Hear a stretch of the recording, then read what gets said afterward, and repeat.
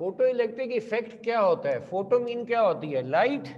Photo का मतलब क्या होता है? Light.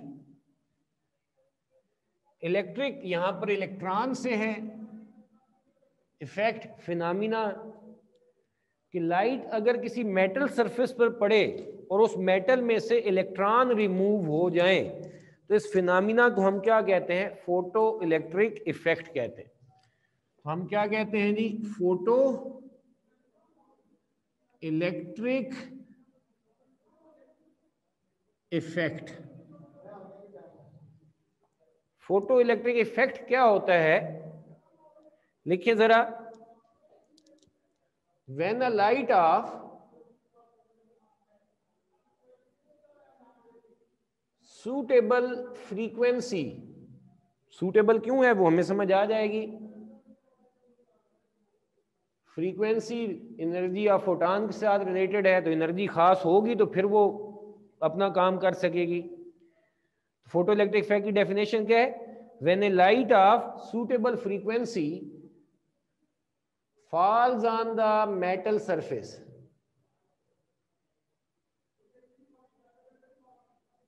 and metal and it ejects, falls on the metal surface and it ejects electrons from metal, then this phenomena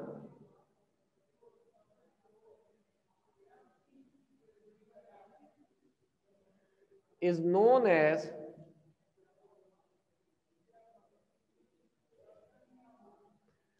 photoelectric effect। और जो इस फिनोमिना में इलेक्ट्रॉन्स निकलते हैं, the ejected electrons in this process, in this phenomena, are known as photo electrons। उन्हें हम क्या कहते हैं जी? Photo electrons. जो डेफिनेशन लिख ले प्लीज रेज योर हैंड्स।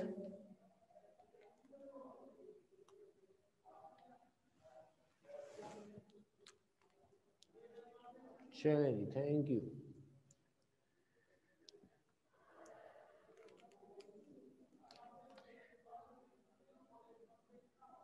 ठीक हो गया, थैंक यू। देखें यार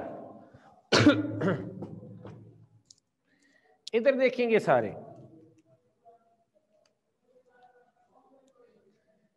अब एक एक्सपेरिमेंट है, वो हम जरा देखते हैं। ये हमारे पास एक इवैक्यूएटेड गिलास है, यानी ग्लोब से मैंने बनाया, ग्लोब समझना है ऐसे फुटबॉल की तरह। गिलास का है और इवैक्यूएटेड है। इवैक्यूएटेड का मतलब अंदर किसी भी तरह की एयर या गैस मौजूद नहीं है। ये सामने एक मेटल प्लेट है इसके और दूसरी यहां पर है। इसको मैंने बैटरी के नेगेटिव टर्मिनल से कनेक्ट कर दिया इस प्लेट को, तो ये कहलाएगा कैथोड। और इस साइड को मैंने बैटरी के पॉजिटिव टर्मिनल से कनेक्ट कर दिया, तो ये कहलाएगा एनोड। सही। साथ में ये चाहता हूं कि अगर इसमें करंट पास हो तो वो करंट डिटेक्ट हो। तो करंट डिटेक्ट करने वाली सारी जो डिवाइसेस होती हैं वो कैसे कनेक्ट की जाती हैं? They are connected in series. यहां पे लगा दिया गैल्वानोमीटर जो करंट को डिटेक्ट करेगा। साथ में यहां पर एक वोल्ट मीटर भी लगा देता हूं एवं एक्स्ट्रा, ताकि पता चले कि इसके कैथोड और एनोड के दरमियान कितना वोल्टेज अप्लाई हो रहा है। बहुत गौर से समझिएगा।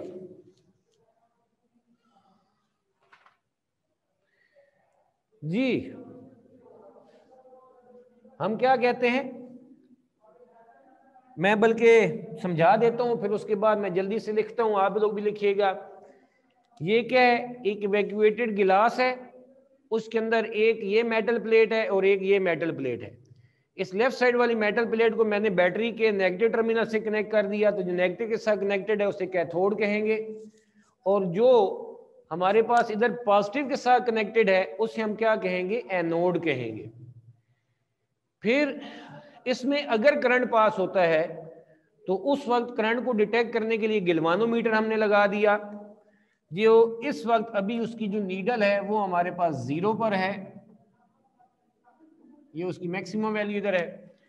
और अगर इस पर जितना भी वोल्टेज अगर कोई डेवलप हो रहा है कैथोड और एनोड पर, तो उसको डिटेक्ट करने के लिए मैंने ये पैरेलल में वोल्ट मीटर लगाया। आगे बुक में वोल्ट मीटर नहीं है, ना भी लगाएं तो गुजारा चल सकता है। अभी हमारा वैसे भी फोकस सारा कहां पर है, वो हमारे पास गैल्वानोमीटर पर है, इसे मैं हटा ही देता हूं, एवं टेंशन बने रहेगी आपके लिए। अभी सोबान ये बताएं कि क्या इसमें इस वक्त करंट पास कर सकता है, अगर कर सकता है तो क्यों, नहीं कर सकता तो क्यों?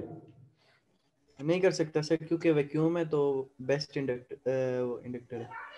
अभी करंट नहीं पास हो सकता, उसकी एक वजह तो वैक्यूम कह रहे हैं, लेकिन उससे और ज्यादा अच्छा ये कहना चाहिए कि अभी कैथोड और एनोड के दरमियान गैप है। वो भी वही बात कर रहे थे, लेकिन मैं एवं शोश आ गई, एवं उसमें लुच डाल दिया। क्या बोला कि अब कैथोड और एनोड के दरमियान गैप है, दे आर नॉट कनेक्टेड, इसलिए यहाँ पर करंट के फ्लो होने के लिए रास्ता ही नहीं है, तो हमारे पास करंट कैसे फ्लो कर सकते हैं। तो हम यहाँ पर क्या कह देते हैं, कंसिडर गिलास चैम्बर कह दें या बॉक्स या क्यूब कह दें, एन इवैक्यूएटेड का लफ्ज अहम है, इवैक्यूएटेड गिलास chamber having cathode C and anode A connected with battery and galvanometer as shown। ये उसके शोशा वाले जुमले मैंने लिख दिए। फिर पहली बात जो अभी सोबान ने बताई है, तो हम क्या कहेंगे, since no current can pass through galvanometer because, क्यों बोला, circuit is open. Circuit is open, open से क्या मुराद है, सर्किट इज ओपन से क्या मुराद है, cathode and anode are not connected. Circuit में ब्रेक है, सर्किट ये टूटा हुआ है, करंट फ्लो नहीं कर सकता। लेकिन उसके बाद क्या होता है कि जब इस कैथोड के ऊपर लाइट आगे फॉल करती है of suitable frequency, suitable energy, तो फिर हम ये देखते हैं कि गैल्वानोमीटर की जो नीडल है इट शो सम डिफ्लेक्शन, और साथ ही जब हम लाइट रोक लेते हैं आगे से, तो फिर गैल्वानोमीटर की नीडल वापस कहां पर आ जाती है, 0 पर आ जाती है। ठीक है, तो हम क्या कहते हैं कि when light falls on cathode C, galvanometer shows deflection,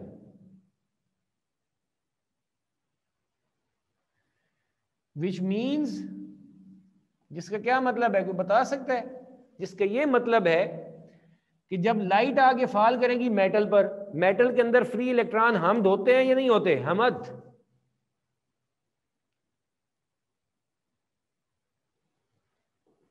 हाँ बताएं ना हमद।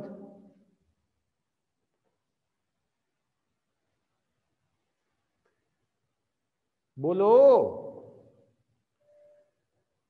चले हुरैरा आप बताएं, क्या मेटल के अंदर फ्री इलेक्ट्रॉन्स होते हैं या नहीं होते?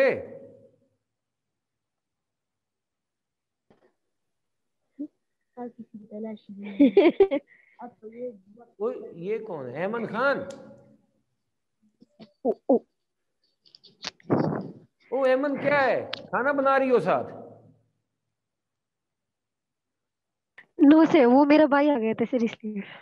नहीं पक्की बात है, खाना बना रही, इसमें खाना बनाने में कुछ बंदे को शर्मिंदगी होनी चाहिए। साथ पढ़ भी रही है, साथ खाना भी बना रही है, अच्छी बात है, बहुत अच्छी बात है, जबरदस्त। नहीं सर, क्लासेस के बाद खाना खाते हैं। खाना खाने की बात नहीं कर रहा, आप बना रही थी, आवाज आ रही थी, किचन में बर्तन हिल रहे थे। चले इधर देखिए, मजाक कर रहा हूं।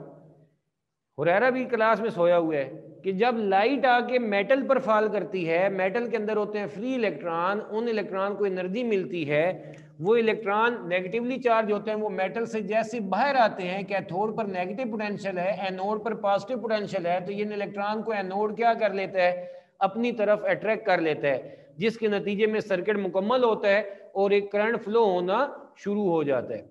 तो क्या होता है, विच मीन्स दैट लाइट जो है falls on the metal, it ejects electrons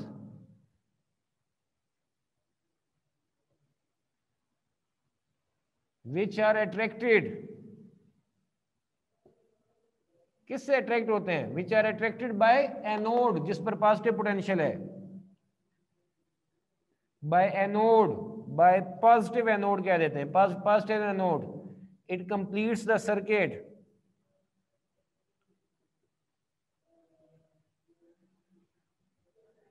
and current flows through galvanometer। तो गैल्वानोमीटर में से करंट पास होने का क्या मतलब है, गैल्वानोमीटर में से करंट पास होने का यही मतलब है कि जब लाइट ने आगे कैथोड पर फॉल किया तो कैथोड में से फ्री इलेक्ट्रॉन एनर्जी गेन करके मेटल से बाहर आते हैं, उन्हें नेगेटिव्स, इधर कैथोड पर नेगेटिव है, एनोड पर पॉजिटिव है, नेगेटिव रिपेल करेगा, पॉजिटिव अट्रैक्ट करेगा, तो ये इलेक्ट्रॉन जैसे ही जाकर एनोड पर हिट करेंगे तो एक करंट स्टैब्लिश हो जाएगा इन द सर्किट। तो वो हमारे पास प्रूव हो जाता है कि लाइट ने ही मेटल में से इलेक्ट्रॉन निकाले थे। अब अगर हम फर्दर उसे प्रूव करना चाहते हैं तो हम क्या कहते हैं, हम ये कहते हैं कि मेटल को ये सामने कैथोड पर जो लाइट आगे फॉल कर रही थी उसे हम रोक लें किसी चीज से। जब जैसी लाइट को हम रोकते हैं तो यहां पर लाइट फॉल नहीं करती, तो हम ये देखते हैं गैल्वानोमीटर में से जो करंट शो हो रहा होता है वो दोबारा जीरो हो जाता है। तो हम क्या कहेंगे कि when we stop the light to fall on metal or cathode, galvanometer current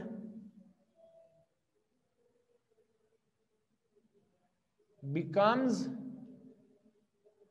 zero, which means that, which proves that light falling on cathode emits या ejects electrons। हाँ भाई, ये जो सारी कहानी की है ये समझ आई है या नहीं आई? किसी का सवाल? बहुत ही आसान सा टॉपिक था। आ गई है सर। बड़ी मेहरबानी यार हुज़ैफा, तुम्हारी आवाज भी आई है सही खड़क के। हुरैरा आपको समझ आई है?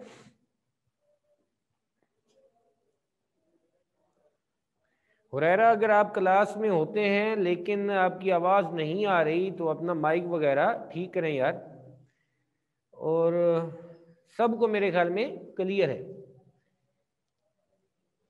शहीन साहब मुझे बहुत गुस्से से देख रहे हैं, तो उनकी क्लास स्टार्ट हो गई है। कल याद रखें, बस ये जुमला सुन लें कि ये टॉपिक जो मैंने अभी स्टार्ट किया है ये इस चैप्टर का सबसे अहम लॉन्ग क्वेश्चन है, और इस वजह से अहम है कि इस टॉपिक के अंदर से 2 लॉन्ग क्वेश्चन बन सकते हैं। तो यहीं से हम इंशाल्लाह कल आगे पढ़ेंगे। उसामा बताएं। सर ये वेवलेंथ जो है सर ये ब्लू लाइट की ज्यादा होती है या रेड लाइट की ज्यादा होती है? तुम मुझे शहीन साहब से मरवाओगे। मैंने एक ना स्पेक्ट्रम लिखवाया था, infrared, visible, ultraviolet, X rays, gamma rays. Infrared से पहले होती हैं रेडियो वेव्स, ये मैं लिखना भूल गया। सबसे ज्यादा फ्रीक्वेंसी गैमा रे की होती है, फिर इस तरफ आती हुई फ्रीक्वेंसी कम होती है, इसकी और कम होगी, इसकी और कम होगी, इसकी और कम होगी, इसकी और कम हो, सबसे कम रेडियो वेव्स की होती है। ठीक है, समझ आ गई। और फ्रीक्वेंसी और वेवलेंथ एक दूसरे के इनवर्सली प्रोपोर्शनल होते हैं। इसकी वेवलेंथ सबसे कम होगी, इसकी वेवलेंथ और ज्यादा, इसकी और ज्यादा, इसकी और ज्यादा, इसकी और ज्यादा, और सबसे ज्यादा इसकी होती है। एनर्जी और फ्रीक्वेंसी आपस में डायरेक्टली प्रोपोर्शनल होते हैं। जो विजिबल लाइट है उसमें ये याद रखना, रायग बेव, रेड की वेवलेंथ सबसे ज्यादा और वायलेट की तरफ आते हुए वेवलेंथ डिक्रीज करती है, और फ्रीक्वेंसी इधर सबसे कम होगी, फ्रीक्वेंसी इस तरफ सबसे कम होगी, और इधर फ्रीक्वेंसी सबसे ज्यादा होगी। फ्रीक्वेंसी इस तरफ आते हुए इंक्रीज। मैंने सामने बोर्ड पे आज कुछ लिख दिया थोड़ा सा टाइम बचाने के लिए, अल्लाह करे ये हम समझ लें तो फिर तो हमारा काम बन गया।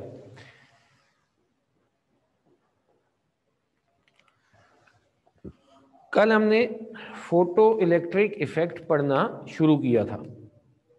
फोटो इलेक्ट्रिक इफेक्ट क्या है कि एक मेटल सरफेस है, उस पर लाइट आके फॉल करे, लाइट मेटल के अंदर इलेक्ट्रॉनों को एनर्जी देती है, तो अगर उसमें इतनी एनर्जी है कि वो मेटल में से इलेक्ट्रॉन निकाल सके तो इलेक्ट्रॉन मेटल सरफेस से बाहर आ जाएगा।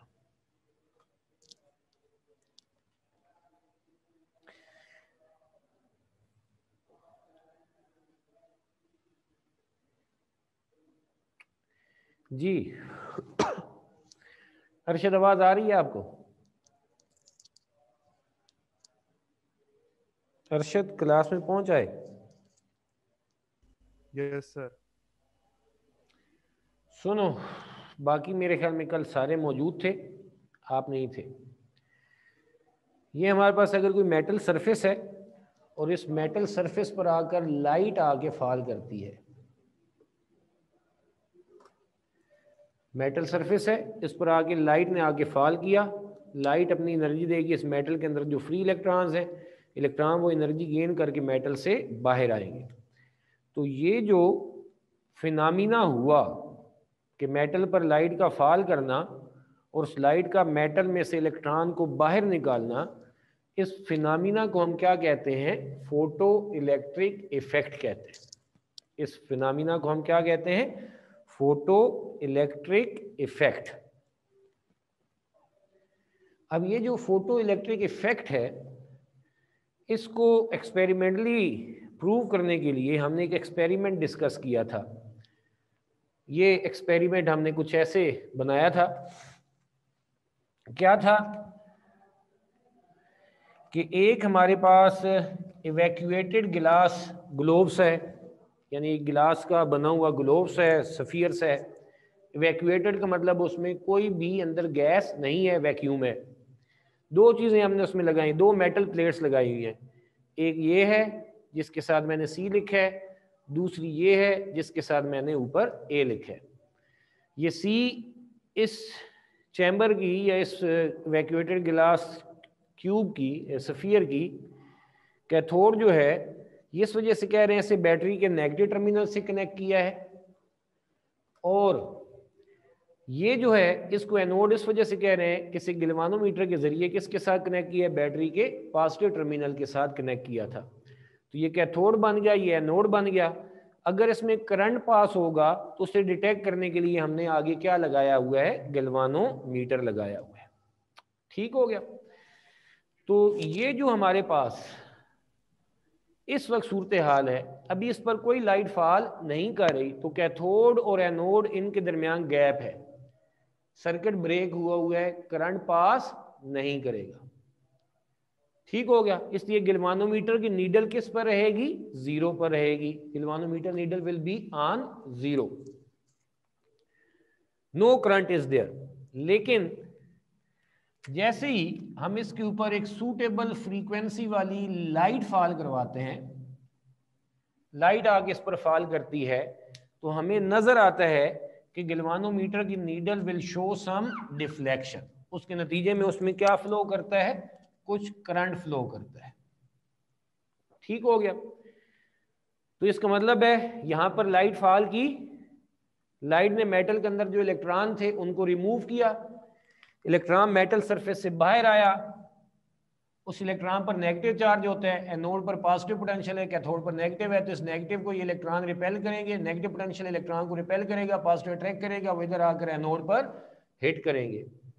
जैसे ही वो एनोड पर आकर हिट करते हैं तो सर्किट क्या हो जाता है, कंप्लीट हो जाता है, और उसके नतीजे में यहां पर क्या फ्लो करता है, करंट फ्लो करता है। तो यहां से हमें यह पता चलता है कि इसमें से करंट उस वक्त पास हुआ जिस वक्त इस मेटल पर, कैथोड पर लाइट ने आके फॉल किया, और वो एक ही सूरत है करंट के पास होने की कि लाइट ने आकर मेटल पर फॉल किया, इलेक्ट्रॉन मेटल से बाहर निकले एनर्जी गेन करने के बाद, और उन्होंने कैथोड से आकर किधर हिट किया, एनोड पर हिट किया, करंट पास होना शुरू हो गया। ठीक है, फिर हम मजीद इसमें एक्सपेरिमेंट ये करते हैं कि इस लाइट को आना रोक लेते हैं, जैसे लाइट रुक जाती है तो दोबारा गैल्वानोमीटर का करंट कहाँ पे चला जाता है, जीरो पर चला जाता है, क्योंकि अब कोई भी ऐसी चीज नहीं है जो मेटल में से, कैथोड में से इलेक्ट्रॉन को रिमूव करे। तो ये एक्सपेरिमेंट हमें फिर ये साबित करता है, ये एक्सप्लेन करता है कि लाइट जब भी किसी मेटल सरफेस पर फॉल करती है तो उस मेटल में से वो इलेक्ट्रॉन्स को रिमूव कर सकती है। कौन सी करेगी वो हम आगे डिटेल में पढ़ेंगे। ठीक है, तो जो ये फिनोमिना हुआ इससे हम क्या कहते हैं, फोटो इलेक्ट्रिक इफेक्ट। जो इसकी वजह से करंट पास होता है उससे हम कहते हैं फोटो इलेक्ट्रिक करंट। और जो इलेक्ट्रॉन यहां पर पास होते हैं, इलेक्ट्रॉन जो प्रोड्यूस होते हैं लाइट की फॉल करने के बाद मेटल में से इलेक्ट्रॉन इजेक्ट होते हैं, उन इजेक्टेड इलेक्ट्रॉन्स को हम कहते हैं फोटो इलेक्ट्रॉन्स। ठीक है, ये मैंने अभी रिवाइज किया है सॉरी, कल का लेक्चर। किसी का कल के लेक्चर में कोई क्वेश्चन हो तो प्लीज पूछें।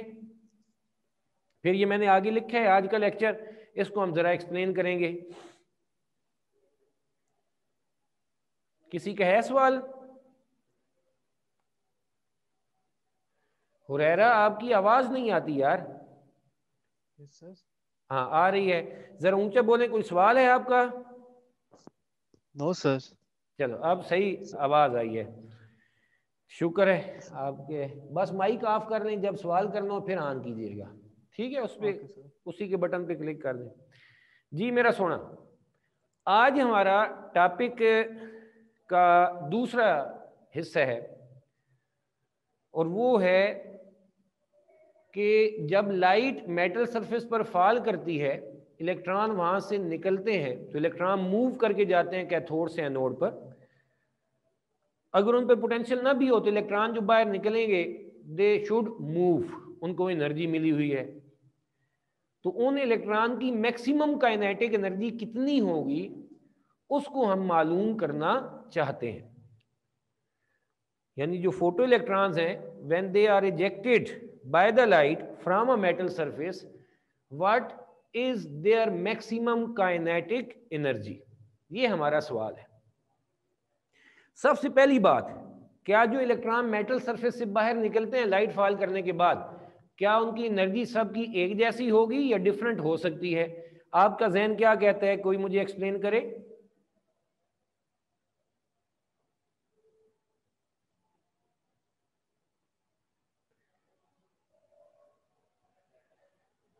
क्यों राबिया सहर, आप बताएं, आप डिस्कस करें इस बात को। टेस्ट नहीं है, मैं तो वैसे एक सवाल पुट किया है, आपके जहन के मुताबिक क्या जवाब आता है? सर मेरे ख्याल में तो डिफरेंट होगी एनर्जी उनकी। क्यों डिफरेंट होगी? शाबाश, ये बात ठीक होगी। अब क्यों होगी उसको जरा बताएं।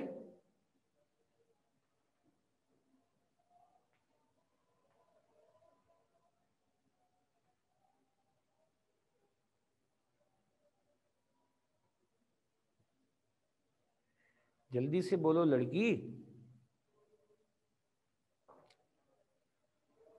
चलें आबिद, आप बताएं कि इलेक्ट्रॉन पर जब लाइट आके मेटल पर फॉल करती है, मुख्तलिफ इलेक्ट्रॉन निकलते हैं।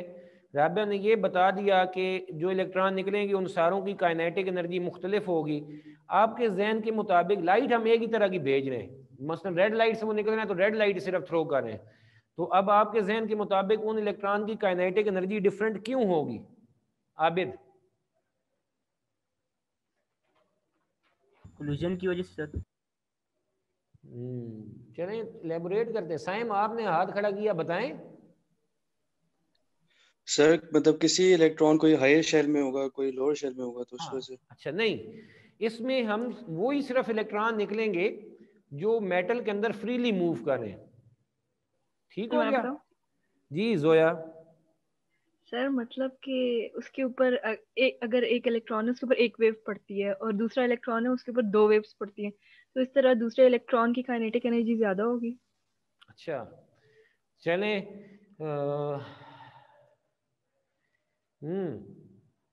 जी तैयब आप क्या कहते हैं? सर इलेक्ट्रॉन नेगेटिवली चार्ज होता है ना, और प्रोटॉन पॉजिटिवली। अच्छा फिर? क्या वो रिफ्लेक्ट नहीं करता उन्हें? अट्रैक्ट नहीं कर सकता। तो वो फ्री इलेक्ट्रॉन जो होते हैं ना मेरा सोना, वो तो वही होते हैं जिन्हें न्यूक्लियस कोई खास लिफ्ट ही नहीं करा रहा होता। वो प्रोटॉन का तो है नहीं। और आप फोटॉन की बात शायद कर रहे हैं। फोटॉन तो न्यूट्रल होता है, लाइट का पार्टिकल। ठीक है, अच्छा चलें अब मैं थोड़ा सा एक्सप्लेन करता हूँ। ये आबिद ने थोड़ा सा ज़्यादा बेहतर उनमें से बात की, बाकी भी सारे अच्छा सोच रहे थे। ये मेटल है ना, ये मेटल सरफेस है। ये यहाँ पर इसके अंदर जो फ्री इलेक्ट्रॉन ढेरों मूव करें, जब लाइट आगे इधर हिट करती है तो इस इलेक्ट्रॉन को एनर्जी मिलती है। ये बाहर आना चाहता है, लेकिन इसके रास्ते में और इलेक्ट्रॉन भी आ सकते हैं और एटम भी तो मौजूद होंगे। तो जो इलेक्ट्रॉन विदाउट एनी कोलिजन बाहर आएगा, उस इलेक्ट्रॉन की काइनेटिक एनर्जी क्या होगी? मैक्सिमम होगी। सही है। लेकिन जो अंदर एक दो कोलिजन्स के बार बाहर आएगा, उसकी काइनेटिक एनर्जी मैक्सिमम से क्या हो जाएगी? थोड़ी लेस हो जाएगी, because some of its energy will be lost due to collisions with the other electron या with the atoms of the metal. ठीक हो गया? तो यहां से हमें ये बात क्लियर हो गई कि जब लाइट मेटल सरफेस पर आकर फॉल कर रही है, जोया आप वाली जो बात है उसको हम आगे निगेट करेंगे थोड़ी सी देर के बाद। ठीक है, जो आप कह रही हैं वो क्या है डिफरेंस, ये हमने जरा देखना एक्सपेरिमेंट क्या कहता है। आपने क्लासिकल थ्योरी के लिहाज से बिल्कुल ठीक सोचा है, बहुत अच्छा सोचा है, लेकिन उसको हमने आगे अभी निगेट करना है। यही तो मसला आ रहा था एक्सपेरिमेंट में। ठीक है, तो अभी जो यहाँ पर मैंने सिर्फ बात की वो ये की कि मेटल सरफेस में से जो इलेक्ट्रॉन निकलते हैं उन सारों की काइनेटिक एनर्जी एक जैसी नहीं होती। क्यों नहीं होती? लाइट तो उन पर एक ही तरह की फॉल कर रही है, रेड है तो रेड ही फॉल कर रही है। उनकी क्यों नहीं काइनेटिक एनर्जी एक जैसी होती? वजह यही है कि जो इलेक्ट्रॉन अंदर किसी और इलेक्ट्रॉन या एटम से टकराए बगैर बाहर आएगा, उसकी काइनेटिक एनर्जी मैक्सिमम होगी। लेकिन जो अंदर एक दो कोलिजन्स के बार बार आ रहे होंगे, ये मुख्तलिफ कोलिजन्स के बार बार आ रहे होंगे विद अदर इलेक्ट्रॉन और द एटम्स, उनकी काइनेटिक एनर्जी कुछ अंदर कोलिजन्स की वजह से कम हो जाएगी। इस वजह से उनकी काइनेटिक एनर्जी एक जैसी नहीं होगी। तो there will be, when the light is falling on the metal surface, there could be large number of the electrons which are coming out of the metal surface, but most of them will have different kinetic energy, और maximum भी उनमें से क्या होगी? कम electrons की होगी। ठीक हो गया? अब वो जो बगैर कोलिजन के मेटल से बाहर आ रहे हैं लाइट के फॉल करने के बाद, उनकी काइनेटिक एनर्जी मैक्सिमम है। तो वो कितनी मैक्सिमम काइनेटिक एनर्जी है, ये उसे कैलकुलेट करने का कोई तरीका हमारे सामने होना चाहिए, क्योंकि जब वो इलेक्ट्रॉन निकल रहे हैं उनकी मैक्सिमम काइनेटिक एनर्जी मालूम करनी है। काइनेटिक एनर्जी का ये फार्मूला होता है हाफ mv²। इलेक्ट्रॉन की स्पीड हम कैसे मालूम करें? वो तो हो नहीं सकती।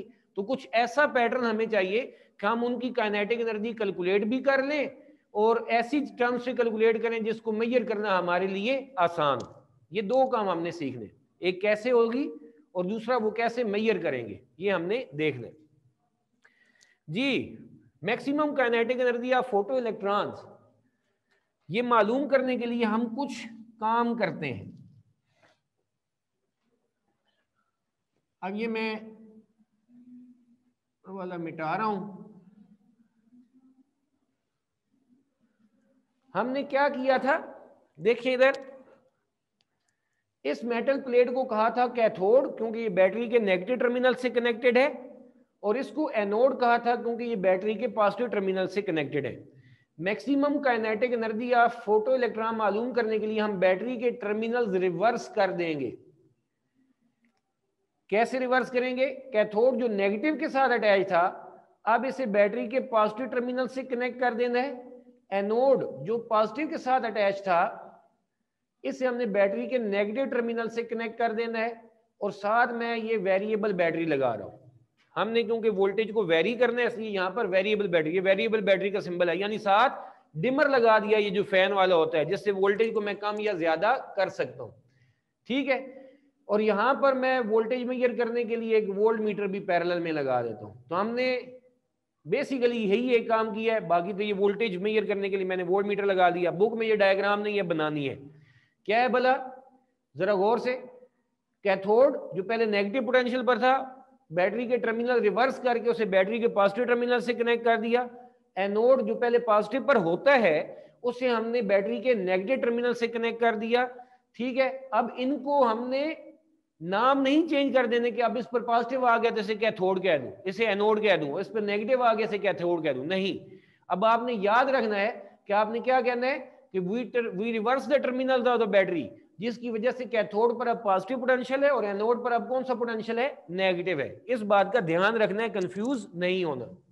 तो मैंने यहां पर क्या लिखा, देखिए इधर, to find the maximum kinetic energy of photo electrons we connect cathode सी किसके साथ?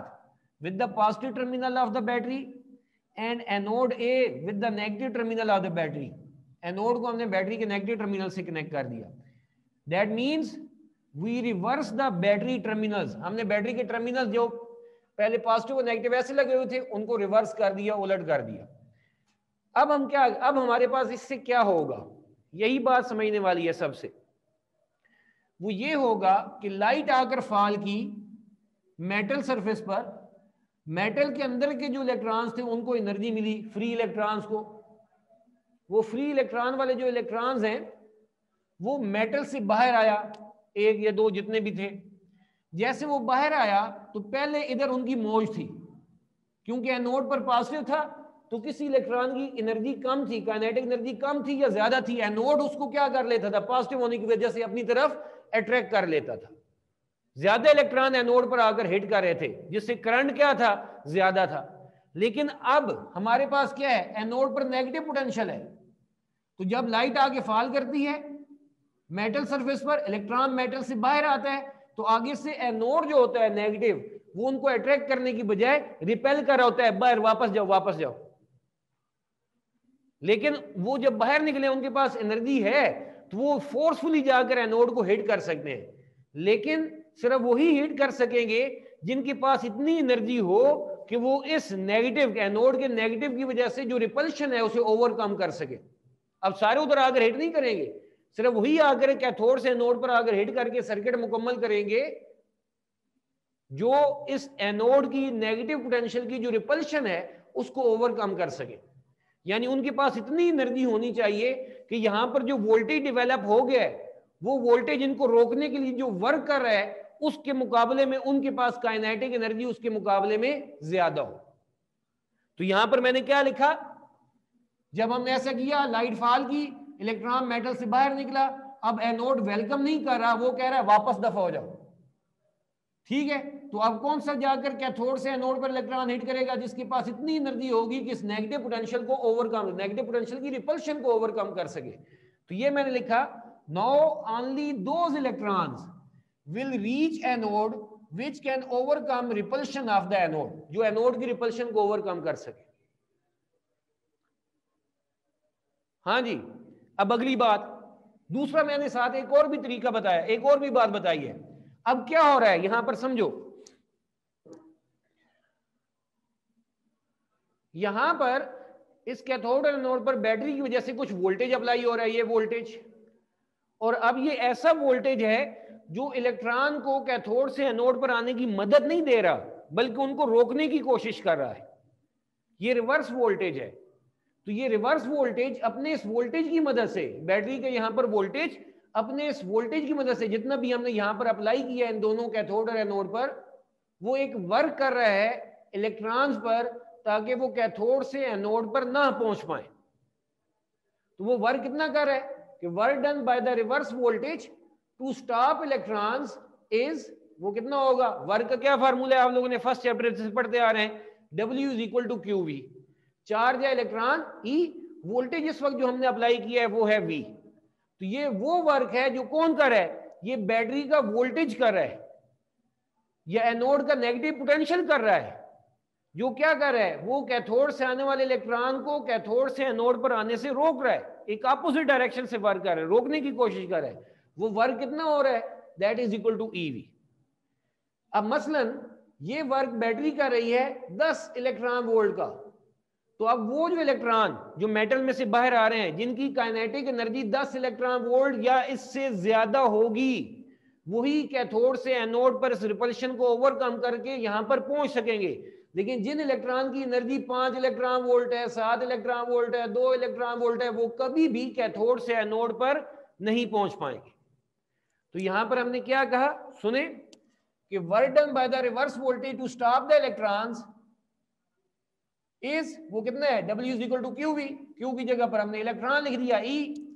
अब आगे मैंने क्या लिखा? So only those electrons will reach negative anode, सिर्फ वही इलेक्ट्रॉन इस एनोड जो अब नेगेटिव पोटेंशियल पर है वहां पर पहुंच पाएंगे, which have kinetic energy greater than EV, यानी उनको रोकने वाला जो वर्क है उसके मुकाबले में उनकी काइनेटिक एनर्जी क्या हो? ज्यादा हो। पहले क्या हो रहा था जब एनोड पर पॉजिटिव था कि किसी की काइनेटिक एनर्जी कम थी या ज्यादा थी, सारे के सारे वहां पर पहुंच रहे थे, जिससे करंट ज्यादा था। लेकिन अब सारे इलेक्ट्रॉन नहीं पहुंच पाएंगे, जिसकी वजह से करंट क्या होता जाएगा? कम होता चला जाएगा। करंट पहले के मुकाबले में क्या हो जाएगा? फर्ज कर लो पहले शुरू में करंट इतना ज्यादा था, मैक्सिमम था, अब कम हो कितना सा हो गया, ठीक है। अब मैंने यहां पर वेरिएबल बैटरी लगाई है, मैं वोल्टेज थोड़ा सा और ज्यादा कर देता हूं, रोकने वाला वोल्टेज, रिवर्स वोल्टेज और ज्यादा कर देता हूं, तो यहां पर रोकने वाला वर्क भी क्या हो जाएगा? ज्यादा हो जाएगा, जिसकी वजह से जो इलेक्ट्रॉन कैथोड से एनोड पर नहीं पहुंच पा रहे थे, जो पहुंच पा रहे थे, अब उनकी तादाद और कम हो जाएगी, जिसकी वजह से इधर जो पहुंचने वाले इलेक्ट्रॉन उनकी तादाद कम होगी। और हमें कैसे पता चलेगा? क्योंकि करंट की वैल्यू इन द गैल्वानोमीटर मजीद कम हो जाएगी। हम भी जिद्दी हैं, हम क्या करते चले जाते हैं, यहां पर रिवर्स वोल्टेज बढ़ाते जाते हैं, बढ़ाते जाते हैं, बढ़ाते जाते हैं। एक पॉइंट ऐसा आता है जहां पर दोबारा ये फोटो इलेक्ट्रिक करंट कितना हो जाता है? 0 हो जाता है। यहां पर रिवर्स वोल्टेज बढ़ाते चले जाएंगे तो एक सर्टेन वोल्टेज पर आकर यहां पर पहली दफा हमारे पास गैल्वानोमीटर का करंट कितना हो जाएगा? 0 हो जाएगा। पहली दफा जहां पर करंट 0 हुआ, उस रिवर्स वोल्टेज को हम V0 से रिप्रेजेंट करेंगे और उसे हम कहेंगे स्टॉपिंग पोटेंशियल या stopping voltage, stopping potential of the anode कह लो। यानी यहां पर एक ऐसा वोल्टेज डेवलप कर दिया हमने, एक ऐसा एनोड पर पोटेंशियल नेगेटिव अप्लाई कर दिया जिसने पहली दफा मैक्सिमम काइनेटिक एनर्जी वाला जो इलेक्ट्रॉन था उसको भी कैथोड से एनोड पर आने से रोक लिया, कैथोड से एनोड पर आने से रोक लिया। अब मैं इस जुमले को यहीं पर रोकता हूं, ध्यान में रखना। उधर से हुरैरा भागता हुआ आ रहा है, वो भागता हुआ आ रहा है, उसकी काइनेटिक एनर्जी है 10 जूल, फर्ज कर लो 10 जूल। मैं उसे यहां पर रोकना चाहता हूं। अब वो 10 जूल से आ रहा है और मैं यहां पर कांपते हुए हाथों से उसे रोक रहा हूं 2 जूल से, तो वो क्या करेगा? वो मुझे लिताड़ता हुआ आगे चला जाएगा, बेड़ा गर्क कर देगा मेरा। अब वो 10 जूल से आ रहा है और मैं उसे रोकने के लिए खड़ा हूं और मैं उस पर वापस 100 जूल लगा देता हूं, क्या वो इधर रुका रहेगा? वो इधर जाकर सामने दीवार है, दीवार पर पेस्ट हो जाएगा, क्योंकि उसकी एनर्जी के मुकाबले में मैंने अपनी एनर्जी बहुत ज्यादा उस पर अप्लाई कर दी। तो अब मैं आपसे पूछता हूं, हुरैरा से ही पूछता हूं कि वो उधर से आ रहा है 10 जूल काइनेटिक एनर्जी से, तो मैंने यहां पर उससे रोकना है, यहां पर खड़े होकर रोकना, तो मैं उस पर कुछ वर्क करूंगा अपोजिट डायरेक्शन में। तो बस उसे रोकने के लिए मुझे कितना वर्क करना होगा? 10 जूल, 10 जूल से कम या 10 जूल से ज्यादा? सर 10 जॉल से ज्यादा करना पड़ेगा। तो 10 जूल से ज्यादा करूंगा तो ये उड़ता हुआ कहां पर जाएगा, वापस जाएगा। जबकि मैं सर क्या 10 चाहता जॉल, हूं, जस्ट टू स्टॉप हिम, मैं उसे यहां पर रोकना चाहता हूं। 10 जॉल सर, 10 फिर जॉल। एग्जैक्ट उतना ही मुझे वापोजिट वर्क करना होगा जिधर जितना उधर से आने वाले हुरैरा यानी इलेक्ट्रॉन की अपनी काइनेटिक एनर्जी होगी। बात समझ आई हुरैरा? Yes sir. तो अब यहां पर हमने क्या कहा, अब मैं जो अभी तक तकरीर की है मैं दोबारा बोलता हूं, if we keep on increasing negative potential at the anode, anode पर हम नेगेटिव पोटेंशियल बढ़ाते जाएं तो फिर इधर से रोकने वाला पोटेंशियल भी ज्यादा होगा, इधर से रोकने वाला ये जो वर्क है ये भी क्या होता जाएगा, ज्यादा होता जाएगा। तो अब वो इलेक्ट्रॉन जिनकी काइनेटिक एनर्जी इस बढ़ते हुए नेगेटिव पोटेंशियल और बढ़ते हुए अपोजिंग वर्क से ज्यादा होगी, वही अब हमारे पास कैथोड से एनोड पर पहुंच पाएंगे, यानी उन इलेक्ट्रॉनों की तादाद कम होती चली जाएगी। तो if we keep on increasing the negative potential at the anode then photo electric current will decrease, कम इलेक्ट्रॉन पहुंचेंगे, कम करंट होगा। एज लेस एंड लेस, बल्कि लेस की बजाय हम कह रहे हैं lesser and lesser electron will reach anode, less and less की बजाय क्या लफ्ज यूज करें, lesser and lesser electron will reach the anode, जिसके नतीजे में क्या होगा, करंट कम हो जाएगा। फिर क्या हम करते हैं, यहां पर हम भी जिद्दी हैं, हमने नेगेटिव पोटेंशियल बढ़ाते जा रहे हैं जिससे फोटो इलेक्ट्रिक करंट कम होता जाएगा, कम से कम और मजीद कम इलेक्ट्रॉन कैथोड से एनोड पर पहुंचेंगे। एक पॉइंट ऐसा आएगा कि जब पहली दफा फॉर द फर्स्ट इंस्टेंट हमारे पास करंट की वैल्यू जीरो होगी, जिसका मतलब है जो मैक्सिमम काइनेटिक एनर्जी वाला जो इलेक्ट्रॉन था वो भी अब कैथोड से एनोड पर नहीं पहुंच पाया, उसे हमने जस्ट रोक लिया है यहां पर पहुंचने से। अब इससे ज्यादा मैं नेगेटिव वोल्टेज करूंगा फिर तो बिल्कुल भी नहीं आ रहा होगा, उधर ही मेटल प्लेट में ही बाहर निकला और बस उधर ही खड़ा है। लेकिन वो जो पहला इंस्टेंट है, पहला नेगेटिव वोल्टेज है जिस पर हमारे पास इधर से मैक्सिमम काइनेटिक एनर्जी वाला इलेक्ट्रॉन भी कैथोड से एनोड पर नहीं पहुंच पाया, उस पोटेंशियल को हम क्या कहते हैं, स्टॉपिंग पोटेंशियल कहते हैं। और वो आगे से रोकने के लिए उतना वर्क कर रहा है जितना इलेक्ट्रॉन की मैक्सिमम काइनेटिक एनर्जी थी, तो वो हम क्या कहते हैं, then at a certain reverse voltage V not the electron या photo electron with maximum kinetic energy will not reach anode and the galvanometer will not show any current. Under this condition maximum kinetic energy of photoelectron is, तो उस वक्त वो जो electron आ रहा था हुरैरा उसकी maximum kinetic energy थी 10 electron volt, तो उसे रोकने के लिए मैंने जो वोल्टेज किया, ये सॉरी वर्क अप्लाई किया, वो कितना होना चाहिए, exact just to stop him not to paste him back, वो कितना होना चाहिए जितना उसकी काइनेटिक एनर्जी थी। तो यहां पर maximum kinetic energy of photo electron किसके बराबर होगी, is equal to work done to stop this electron जिसकी मैक्सिमम काइनेटिक एनर्जी है।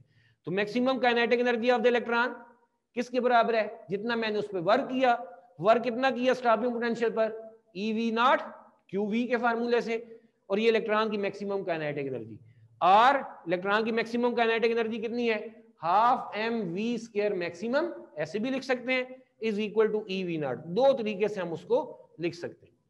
अब जिसका क्वेश्चन है प्लीज मेरे से पूछे, जिसका क्वेश्चन है प्लीज मेरे से पूछे, बाकी मैं नोट्स तो आपको भेजूंगा ना।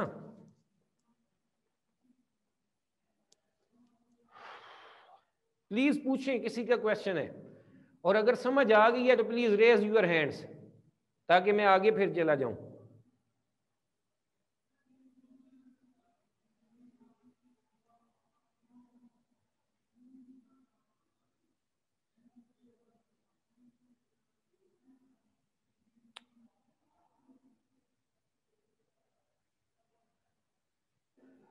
ठीक है, थैंक यू सो मच। ज़्यादातर स्टूडेंट्स को आ गई है समझ, तो अब हम आगे बढ़ते हैं। अब ज़रा मैं इसका बता दूं, यहाँ पर ये डायग्राम आपने इस टॉपिक के साथ चाहे शुरू में बना लें चाहे आखिर पे बना लें, लेकिन बनानी ज़रूर है, ठीक है। ये डायग्राम सही, चलें जी। आप लोग लिखिए, मैं एक दो ग्राफ बनाऊंगा।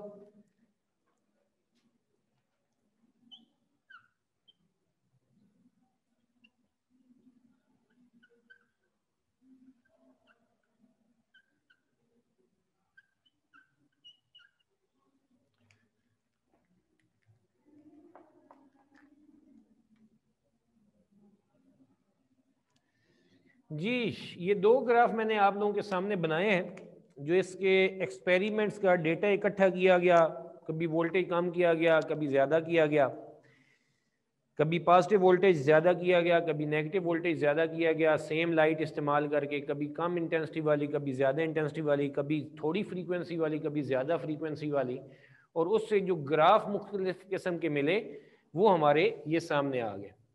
तो ये दो ग्राफ अभी मुझे लगता है 5 मिनट रह गए हैं ऑलमोस्ट हमारे पास, 4 मिनट, तो इन दो को ही हम एक्सप्लेन कर पाएंगे। गौर से समझिएगा। ये पहला ग्राफ याद रखो, इधर इधर देखना है भाई साहब ने, इधर हम आईपी लिख रहे हैं। आईपी से मुराद है फोटो इलेक्ट्रिक करंट, यानी यहां पर गैल्वानोमीटर में से जो करंट पास हो रहा है ये उसकी वैल्यू की बात हो रही है। इधर अलॉन्ग एक्स एक्सिस हमारे पास वोल्टेज है, इधर मैं लिख रहा हूँ पॉजिटिव वोल्टेज। इसका मतलब है ये उस वक्त है जब कैथोड पर नेगेटिव पोटेंशियल था, एनोड पर पॉजिटिव था, बैटरी के टर्मिनल अभी रिवर्स नहीं किए थे, सारे इलेक्ट्रॉन जो कैथोड से निकल रहे थे वो एनोड पर पहुंच रहे थे। तो ये पॉजिटिव एनोड से मुराद ये है कि इस तरफ हम वैल्यू बढ़ा रहे हैं। और इधर नेगेटिव वोल्टेज या रिटार्डिंग वोल्टेज भी कह सकते हैं, जो इलेक्ट्रॉन की स्पीड को कम करता है, वो ओरिजिन से लेफ्ट साइड पर रिप्रेजेंट कर रहे हैं अलॉन्ग एक्स एक्सिस। ठीक हो गया। अब जरा देखो ये पहला ग्राफ, इसमें I2 और I1 से क्या मुराद है? I2 I1 ये हमारे पास क्या है? इंटेंसिटी ऑफ लाइट है। इंटेंसिटी ऑफ लाइट से क्या मुराद है? Brightness of light. ठीक है।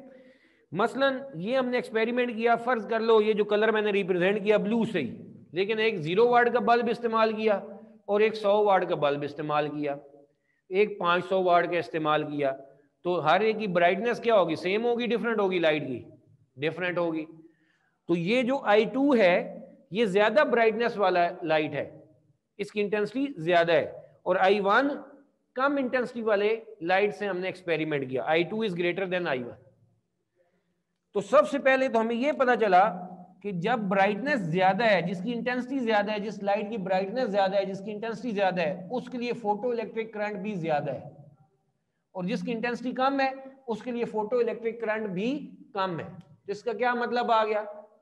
इसका यह मतलब आ गया कि करंट ज्यादा होने का मतलब है कि जब ज्यादा इंटेंसिटी वाली लाइट ने आके मेटल पर फॉल किया, उसने ज्यादा इलेक्ट्रॉन रिमूव किए, जिसकी वजह से ज्यादा इलेक्ट्रॉन कैथोड से एनोड पर आकर हिट किया। तो इसका मतलब है जितनी लाइट की इंटेंसिटी ज्यादा होगी, जो फोटो इलेक्ट्रॉन निकल रहे होंगे उनकी तादाद भी ज्यादा होगी। तो number of ejected electron, number of photo electrons is directly proportional to the intensity of light. ये हमें इस ग्राफ के इस पोर्शन से, राइट साइड के पोर्शन से पता चलता है। लेकिन जब यही ग्राफ आगे बढ़ता है, फ्रीक्वेंसी सेम है क्योंकि दोनों दफा ब्लू लाइट यूज की है, ठीक है, तो हमारे पास कलर एक है तो उसकी फ्रीक्वेंसी और वेवलेंथ क्या होंगी? सेम होंगी। सही है। तो यहां पर फ्रीक्वेंसी सेम है, तो हमारे पास यहां पे नजर आ रहा है कि चाहे ब्राइटनेस ऑफ द इलेक्ट्रॉन ज्यादा हो या कम हो, इलेक्ट्रॉन को रोकने के लिए जो वोल्टेज होगा, स्टॉपिंग पोटेंशियल होगा, वो दोनों के लिए क्या है? सेम है। स्टॉपिंग पोटेंशियल अगर सेम है तो इसका मतलब है जो इलेक्ट्रॉन निकल रहे थे उनकी काइनेटिक एनर्जी भी क्या होगी? सेम होगी। जबकि क्लासिकल थ्योरी कुछ और कहती थी। क्लासिकल थ्योरी ये कहती थी कि जितनी लाइट आगे फॉल करे उसकी इंटेंसिटी ज्यादा होगी, ब्राइटनेस ज्यादा होगी, तो जो इलेक्ट्रॉन निकलेंगे उनकी काइनेटिक एनर्जी भी ज्यादा होगी। लेकिन एक्सपेरिमेंट क्या कह रहा है? उसके रिजल्ट क्या कह रहा है कि चाहे इंटेंसिटी कम हो या ज्यादा हो, अगर उनकी फ्रीक्वेंसी सेम है तो उनको रोकने के लिए स्टॉपिंग पोटेंशियल जो था वो भी सेम होगा, और जिसका ये मतलब होगा जो इलेक्ट्रॉन निकल रहे होंगे उनकी काइनेटिक एनर्जी भी क्या होगी? सेम होगी। तो नंबर ऑफ फोटो इलेक्ट्रॉन जो मेटल से निकल रहे हैं वो डिपेंड कर रहे हैं किस पर? इंटेंसिटी ऑफ लाइट पर।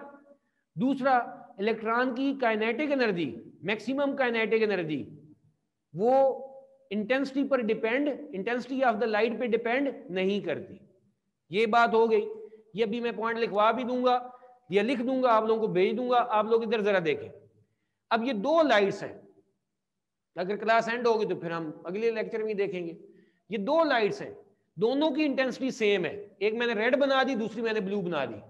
इंटेंसिटी सेम है, इसलिए करंट की वैल्यू क्या आ रही है? सेम आ रही है। क्योंकि इंटेंसिटी सेम होगी, सही सेम नंबर ऑफ इलेक्ट्रॉन निकलेंगे, करंट इसलिए सेम होगा। लेकिन जब हम नेगेटिव वोल्टेज दोनों पर अप्लाई करते हैं तो फिर हमें यह पता चलता है कि जिसकी फ्रीक्वेंसी कम है उसके लिए जो इलेक्ट्रॉन निकल रहे थे, उससे निकलने वाले जो इलेक्ट्रॉन थे उनका स्टॉपिंग पोटेंशियल कम है। स्टॉपिंग पोटेंशियल कम होने का मतलब है उससे निकलने वाले इलेक्ट्रॉन की मैक्सिमम काइनेटिक एनर्जी भी कम होगी।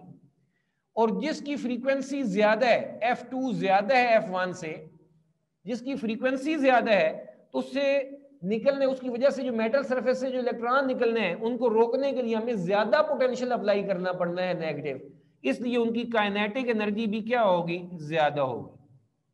ये एक्सपेरिमेंट का रिजल्ट है जो अब एक्सप्लेन नहीं हो पा रहा था क्लासिकल थ्योरी से। तो यहां से क्या पता चला कि जो इलेक्ट्रॉन मेटल सरफेस से निकल रहे हैं, इस ग्राफ का कंक्लूजन ये है, जो इलेक्ट्रॉन मेटल सरफेस से निकल रहे हैं उनकी kinetic energy, maximum kinetic energy is directly proportional to the frequency of the incident light. जितनी हमारे पास इंसिडेंट लाइट की फ्रीक्वेंसी ज्यादा होगी उतना जो मैक्स फोटो इलेक्ट्रॉन है उनकी काइनेटिक एनर्जी भी उतना ही ज्यादा होगी। ठीक है, अभी मेरे ख्याल में क्लास एंड हो जानी चाहिए, आज चल रही है। शहीन साहब तो नहीं सामने आए? ठीक है जी, यहां पर इन दो ग्राफों के मतलब समझ आया या नहीं आया? ग्राफ को मतलब समझ आया? Yes sir. Yes sir. अगर इन ग्राफ का मतलब समझ आ गया, मैं बात यहीं पर छोड़ रहा हूं। ठीक है, यहीं से हम आगे पढ़ेंगे। हेलो, आवाज आ रही है भाई?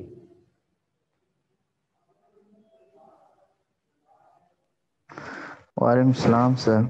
बड़ी सर। ओए होए,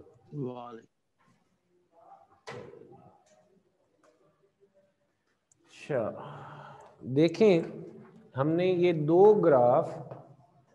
पहले दो ग्राफ ये पढ़ लिए थे, इसकी मैंने आपको समझा दिया था और फिर नोट्स लिख के आप लोगों को दे दिए थे। मुझे उम्मीद है आप लोगों ने अपनी बुक में लिख लिए होंगे, अपने जो नोट्स आप लोग बनाते हैं उसमें आप लोगों ने लिख लिए होंगे। अब हम इसको थोड़ा सा रिवाइज करते हुए आगे जाते हैं। ये जितना हमने आज पढ़ना है ये आप लोगों के कल के टेस्ट में शामिल है। मैंने रिक्वेस्ट भी की थी कि वीकेंड पे आप लोग अपने टेस्ट को तैयार कीजिएगा। उम्मीद है आप लोग सारे अच्छे हैं, मुझे उम्मीद है आप लोगों ने बात पे अमल किया होगा, कोशिश की होगी पढ़ने की। इस ग्राफ में ये जो पहला ग्राफ है इसमें आपके अलोंग एक्स एक्सिस वोल्टेज हम ले रहे हैं। ये ओरिजिन जो है यहाँ पर 0 वोल्ट्स है। इससे राइट साइड पर ये वो है कि ये जो हमने कैथोड और एनोड लिया था, कैथोड को बैटरी के नेगेटिव टर्मिनल से कनेक्ट किया हुआ है, एनोड को बैटरी के पॉजिटिव टर्मिनल से कनेक्ट किया और यहाँ पर एक गैल्वानोमीटर लगाया। तो यहाँ पर हम वोल्टेज बढ़ाते जा रहे हैं। तो ये राइट हैंड साइड ऐसे आई थी, लेकिन ओरिजिन से लेफ्ट साइड पर नेगेटिव वोल्टेज उस वक्त आता है जब हम बैटरी के टर्मिनल्स रिवर्स कर देते हैं। एंड कैथोड को बैटरी के पॉजिटिव टर्मिनल से कनेक्ट कर देते हैं और एनोड को बैटरी के नेगेटिव टर्मिनल से कनेक्ट कर देते हैं और फिर वोल्टेज बढ़ाते चले जाते हैं। तो हमारे पास एक ऐसा पोटेंशियल आता है जिसे हम कहते हैं स्टॉपिंग पोटेंशियल। स्टॉपिंग पोटेंशियल जो होता है ये वो मैक्सिमम वोल्टेज होता है, या वो बल्कि मैक्सिमम की बजाय मैं कहना चाहूँगा कम से कम वो वोल्टेज होता है जो मैक्सिमम काइनेटिक एनर्जी वाले इलेक्ट्रॉन को भी कैथोड से एनोड पर आने से रोकता है। ठीक है, इसके बाद वोल्टेज बढ़ाएंगे फिर बिल्कुल भी नहीं आएगी। ये पहली दफ़ा है, यानी ये मिनिमम वोल्टेज है जो हमारे पास कैथोड से इलेक्ट्रॉन को एनोड पर आने से रोकता है। कब? जब उसके ऊपर हम लाइट फॉल करते हैं, मेटल के अंदर से इलेक्ट्रॉन एनर्जी वो गेन करता है, गेन करके मेटल से बाहर आता है। तो जो विदाउट कोलिजन हमारे पास इलेक्ट्रॉन मेटल से बाहर आ रहा होता है उसकी मैक्सिमम काइनेटिक एनर्जी होती है, उसको भी ये पोटेंशियल रिवर्स वोल्टेज रोक लेता है। तो इसकी टर्म में जो इलेक्ट्रॉन है उनकी जो फोटो इलेक्ट्रॉन है, लाइट फॉल के बाद जो मेटल में से इलेक्ट्रॉन निकल रहे हैं उनकी maximum kinetic energy stopping potential के डायरेक्टली प्रोपोर्शनल है। तो जिस इलेक्ट्रॉन के लिए स्टॉपिंग पोटेंशियल ज्यादा होगा, जिस लाइट की वजह से वो निकल रहा है, स्टॉपिंग पोटेंशियल ज्यादा होगा तो उस इलेक्ट्रॉन की मैक्सिमम काइनेटिक एनर्जी भी ज्यादा होगी। ये बातें थी जो मैंने थोड़ी सी रिवाइज की, हमने पिछले लेक्चर से 3 लेक्चर से हम ये चल रहे हैं। इस पहले ग्राफ से हमें क्या पता चलता है? मैं एक दफ़ा ज़रा ये मैक्सिमम काइनेटिक एनर्जी का फार्मूला यहाँ पर लिख लूँ। Maximum kinetic energy of photo electron is directly proportional to stopping potential. या किसके बराबर है? V नॉट E के बराबर। ये I1, ये I2, I1 और I2 ये किसको रिप्रेजेंट करते हैं? लाइट की इंटेंसिटी को रिप्रेजेंट करते हैं। इंटेंसिटी को मैं सादा लफ्जों में ब्राइटनेस कह देता हूँ। जितनी लाइट ज्यादा ब्राइटर होगी उतना ज्यादा उसकी इंटेंसिटी ज्यादा होगी। हमारे पास जरा देखें क्या बता, इसकी इंटेंसिटी कम है, ऊपर वाली लाइट की इंटेंसिटी ज्यादा है, ये लिखा है। तो जिसकी इंटेंसिटी ज्यादा है उसकी वजह से ये फोटो इलेक्ट्रिक करंट ज्यादा है। फोटो इलेक्ट्रिक करंट कब ज्यादा होगा? जब लाइट फॉल करने से मेटल में से ज्यादा इलेक्ट्रॉन निकलेंगे। इसका मतलब है जिस लाइट की इंटेंसिटी ज्यादा है वो ज्यादा करंट डेवलप कर रही है, जिसका मतलब ये हो गया कि वो ज्यादा इलेक्ट्रॉन्स को रिमूव कर रही है।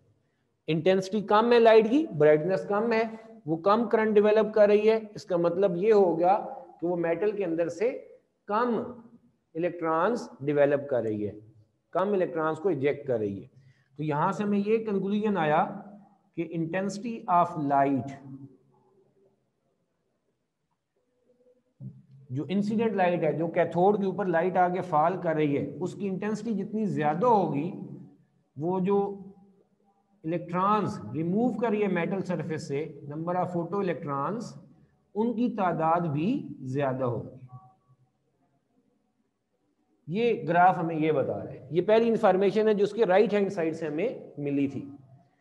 फिर ये दोनों की इंटेंसिटी डिफरेंट है। मसलन एक ब्लू लाइट है, दूसरी भी ब्लू लाइट है, लेकिन एक 50 वाट के बल्ब से आ रही है और दूसरी 1000 वाट के बल्ब से आ रही है। तो जो 1000 वाट से आ रही है ऊपर वाली, उसकी ब्राइटनेस ज्यादा होगी, उसकी इंटेंसिटी ज्यादा होगी, लेकिन दोनों की फ्रीक्वेंसी सेम है, क्योंकि ये भी ब्लू लाइट है और ये भी ब्लू लाइट है, इसलिए फ्रीक्वेंसी सेम है।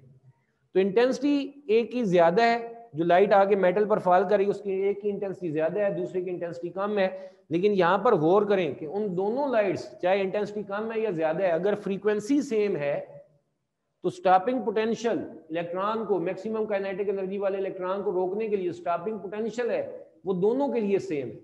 स्टॉपिंग पोटेंशियल सेम होगा तो इसका मतलब क्या होगा? इलेक्ट्रॉन की मैक्सिमम काइनेटिक एनर्जी भी सेम होगी। तो यहाँ पर हमारे जहन में क्या बात आई, कंक्लूजन क्या आया इस ग्राफ से कि इंटेंसिटी जितनी मर्जी हम बढ़ाते जाएं, मेटल में से जो इलेक्ट्रॉन निकलेंगे उनकी काइनेटिक एनर्जी पे कोई फर्क नहीं पड़ेगा। तो maximum kinetic energy of photo electrons does not depend upon किसके? Intensity of light. Intensity of light पर डिपेंड नहीं करती इलेक्ट्रॉन की मैक्सिमम काइनेटिक एनर्जी। ठीक है, ये दो बातें हमें इस ग्राफ से पता चली। ये जुमला हमने लिखना है लेकिन अभी नहीं लिखना, अभी इसे मुकम्मल कर दें। फिर हम इधर आ जाएं। ये मैंने दो लाइट बनाई है, बीम्स। पहले एक रेड लाइट है, दूसरी ब्लू लाइट है। ये हम ऐसे ही मेटल सरफेस कैथोड के ऊपर फॉल कर रहे हैं। दोनों की इंटेंसिटी सेम रखी, यानी दोनों की ब्राइटनेस सेम है। इसलिए यहां पर जरा देखो, दोनों ही लाइट इस काबिल थी कि वो मेटल में से इलेक्ट्रॉन निकाल सकें। ठीक है, लेकिन यहां पर जो करंट की वैल्यू आ रही है वो दोनों के लिए क्या है? सेम है। तो इंटेंसिटी सेम है, फ्रीक्वेंसी बेशक डिफरेंट हो, अगर इंटेंसिटी सेम है और वो दोनों लाइट मेटल में से इलेक्ट्रॉन निकालने की एबिलिटी रखती हैं, तो इंटेंसिटी सेम होने का मतलब ये हो गया कि दोनों ने एक जैसे नंबर में इलेक्ट्रॉन को मेटल से निकाला। जिसका क्या मतलब हो गया कि जो इलेक्ट्रॉन मेटल में से निकल रहे हैं वो फ्रीक्वेंसी पर उनकी तादाद डिपेंड नहीं कर रही, फ्रीक्वेंसी ऑफ रेडिएशन पर उनकी तादाद डिपेंड नहीं कर रही, वो किस पे डिपेंड कर रही है? इंटेंसिटी पे ही डिपेंड कर रही है। इंटेंसिटी सेम है तो नंबर ऑफ फोटो इलेक्ट्रॉन्स जो है वो भी क्या है? सेम है। ठीक है, ये यहां से बात पता चली। लेकिन राइट हैंड साइड पर जब आते हैं, जब हम बैटरी के टर्मिनल्स रिवर्स किए ताकि इलेक्ट्रॉन की मैक्सिमम काइनेटिक एनर्जी हमें पता चल सके, तो हमारे पास ये हमें समझ आया कि रेड लाइट इसकी फ्रीक्वेंसी कम होती है, मैंने ग्राफ में भी यही कलर रिप्रेजेंट किए हैं, और ब्लू लाइट इसकी फ्रीक्वेंसी ज्यादा होती है। ठीक है, तो F2 ज्यादा है फ्रीक्वेंसी में F1 के मुकाबले में, तो जिसकी फ्रीक्वेंसी ज्यादा है उसकी वजह से जो इलेक्ट्रॉन निकला है उसको रोकने के लिए स्टॉपिंग पोटेंशियल भी हमें क्या चाहिए, ज्यादा चाहिए, नेगेटिव वोल्टेज भी हमें क्या चाहिए, ज्यादा चाहिए। और जिसकी फ्रीक्वेंसी कम है, F2 कम है फ्रीक्वेंसी, उससे की वजह से मेटल में से जो इलेक्ट्रॉन निकला उससे रोकने के लिए, मैक्सिमम काइनेटिक एनर्जी वाले इलेक्ट्रॉन को रोकने के लिए स्टॉपिंग पोटेंशियल क्या चाहिए, कम चाहिए।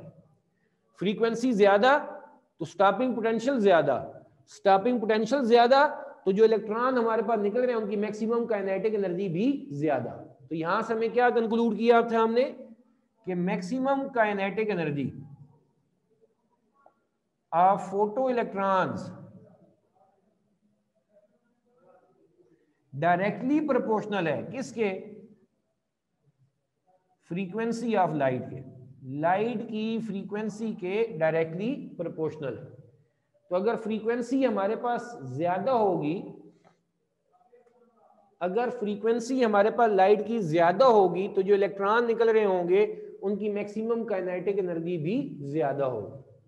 तो यहां पर यह जुमला अब मैं मुकम्मल करता हूं कि maximum kinetic energy of photo electrons does not depend upon intensity of light but it is directly proportional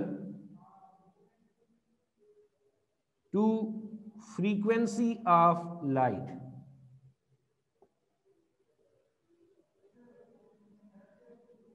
और यहां पर मैं लिख रहा हूं F is directly proportional to F naught। F naught क्या है अभी मैं नहीं बता रहा, ठीक है। तो जितना मैंने ये पढ़ाया था आप लोगों को, उसने नोट्स आप लोगों को दिए थे, उन नोट्स में ये वाली दो बातें मैंने बता दी थी, ये वाला जुमला अच्छे तरीके से नहीं लिखा था। तो ये उसके बाद इन दो ग्राफ से जो फर्दर हमें कंक्लूजन मिल रहा है दोनों को मिला के वो ये है, क्या है बात कि क्लासिकल थ्योरी ये कहती है, जो हमारा जहन भी कहता है कि क्या भला कि अगर हमारे पास लाइट जो फॉल कर रही है वो जितनी ज्यादा इंटेंस होगी, जितनी ज्यादा उसकी ब्राइटनेस होगी, लेजर लाइट हम आगे फॉल कर दे मेटल पर, तो उसकी वजह से मेटल में से जो इलेक्ट्रॉन निकलने चाहिए उनकी काइनेटिक एनर्जी भी ज्यादा होनी चाहिए। क्लासिकल थ्योरी ये कहती थी, पुरानी थ्योरी। लेकिन हमारे पास जो एक्सपेरिमेंट थे फोटो इलेक्ट्रिक इफेक्ट का, वो हमें क्या बताता है, वो हमें ये कहता है कि इलेक्ट्रॉन की जो मैक्सिमम काइनेटिक एनर्जी है वो इंटेंसिटी ऑफ लाइट जो फॉल कर रही है लाइट, उसकी इंटेंसिटी पे डिपेंड नहीं कर रही, वो उसकी फ्रीक्वेंसी पे डिपेंड कर रही है। फ्रीक्वेंसी लाइट जितनी मर्जी डिम हो, लेकिन अगर उसकी फ्रीक्वेंसी ज्यादा है तो जो इलेक्ट्रॉन मेटल में से निकलेंगे उनकी काइनेटिक एनर्जी भी ज्यादा होगी। ये हमें ये दो ये रिजल्ट्स जो हैं वो ये कंक्लूड करके दे रहे हैं, जो कि हमारी क्लासिकल थ्योरी से कंट्राडिक्ट करते हैं, हमारे जहन जो अभी तक हमने पढ़ा हुआ है उससे कंट्राडिक्ट करते हैं। इसी को तो हमने एक्सप्लेन करना है। इसी वजह से तो हमारे पास पुरानी थ्योरी फिर इस पर फेल हो गई थी, तो हमें नई थ्योरी फिर वहां पर अप्लाई करनी पड़ी, प्लांक्स थ्योरी टू एक्सप्लेन है। कैसे वो हम सीखेंगे। हाँ भाई, किसी का सवाल हो, ये पुराना जो लेक्चर अभी मैंने रिवाइज किया है उससे रिलेटेड कोई सवाल हो और ये जुमला लिखना है सामने, कोई क्वेश्चन? सर ये आखिर में क्या लिखा है आपने, frequency is greater than F not, F और आगे नीचे जीरो छोटा सा। कोई क्वेश्चन प्लीज पूछें अगर कोई क्वेश्चन है तो। कोई नहीं है, चले। समझ भी आई है यार, सुभान, समझ आई है तुम्हें? ये तीसरा ग्राफ है जिसमें अलोंग एक्स एक्सिस हम फ्रीक्वेंसी ले रहे हैं, जो कैथोड के ऊपर लाइट फॉल कर रहे हैं उसकी फ्रीक्वेंसी है अलोंग एक्स एक्सिस। अब आप लोगों को पता है कि ये हमारे पास, अगर मैं विजिबल लाइट की बल्कि इंफ्रारेड से बात स्टार्ट करूं, फिर आगे विजिबल लाइट के ये 7 रंग आ जाते हैं और फिर अल्ट्रावायलेट आ जाते हैं। यहां तक मोस्टली फोटो इलेक्ट्रिक इफेक्ट होता है और इधर वेवलेंथ सबसे ज्यादा है और इधर आते हुए वेवलेंथ वायलेट की तरफ सबसे कम होती चली जाती है। वेवलेंथ तो फ्रीक्वेंसी इनवर्सली प्रोपोर्शनल है, तो इंफ्रारेड की फ्रीक्वेंसी सबसे कम है और अल्ट्रावायलेट की यहाँ पर सबसे ज्यादा है। रेड की फ्रीक्वेंसी विजिबल कलर में सबसे कम होगी, फिर ऑरेंज की और ज्यादा होगी, येलो की और ज्यादा होगी, ग्रीन की उससे भी ज्यादा होगी, ब्लू की और ज्यादा होगी, वायलेट की इंडिगो की और ज्यादा होगी और वायलेट की इन सब से ज्यादा होगी, और अल्ट्रा वायलेट की फ्रीक्वेंसी वायलेट जो विजिबल लाइट में सबसे ज्यादा फ्रीक्वेंसी रखता है उससे भी ज्यादा होगी। तो हमने एक्सपेरिमेंट किया कि पहले कैथोड पर इंफ्रारेड लाइट फॉल की, फिर उसके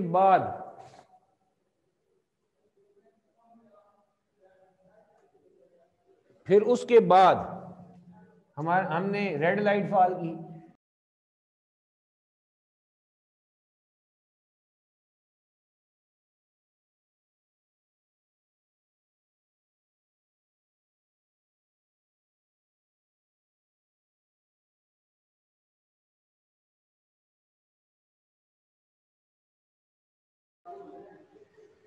अस्सलामुअलैकुम। वालेकुम सलाम सर। वालेकुम सलाम सर, कैसे हैं? नजमुद्दीन क्या हाल है यार? ठीक हो सर। सर आप कैसे हैं? मैं आपके सामने हूँ, चलो सर। अल्हम्दुलिल्लाह।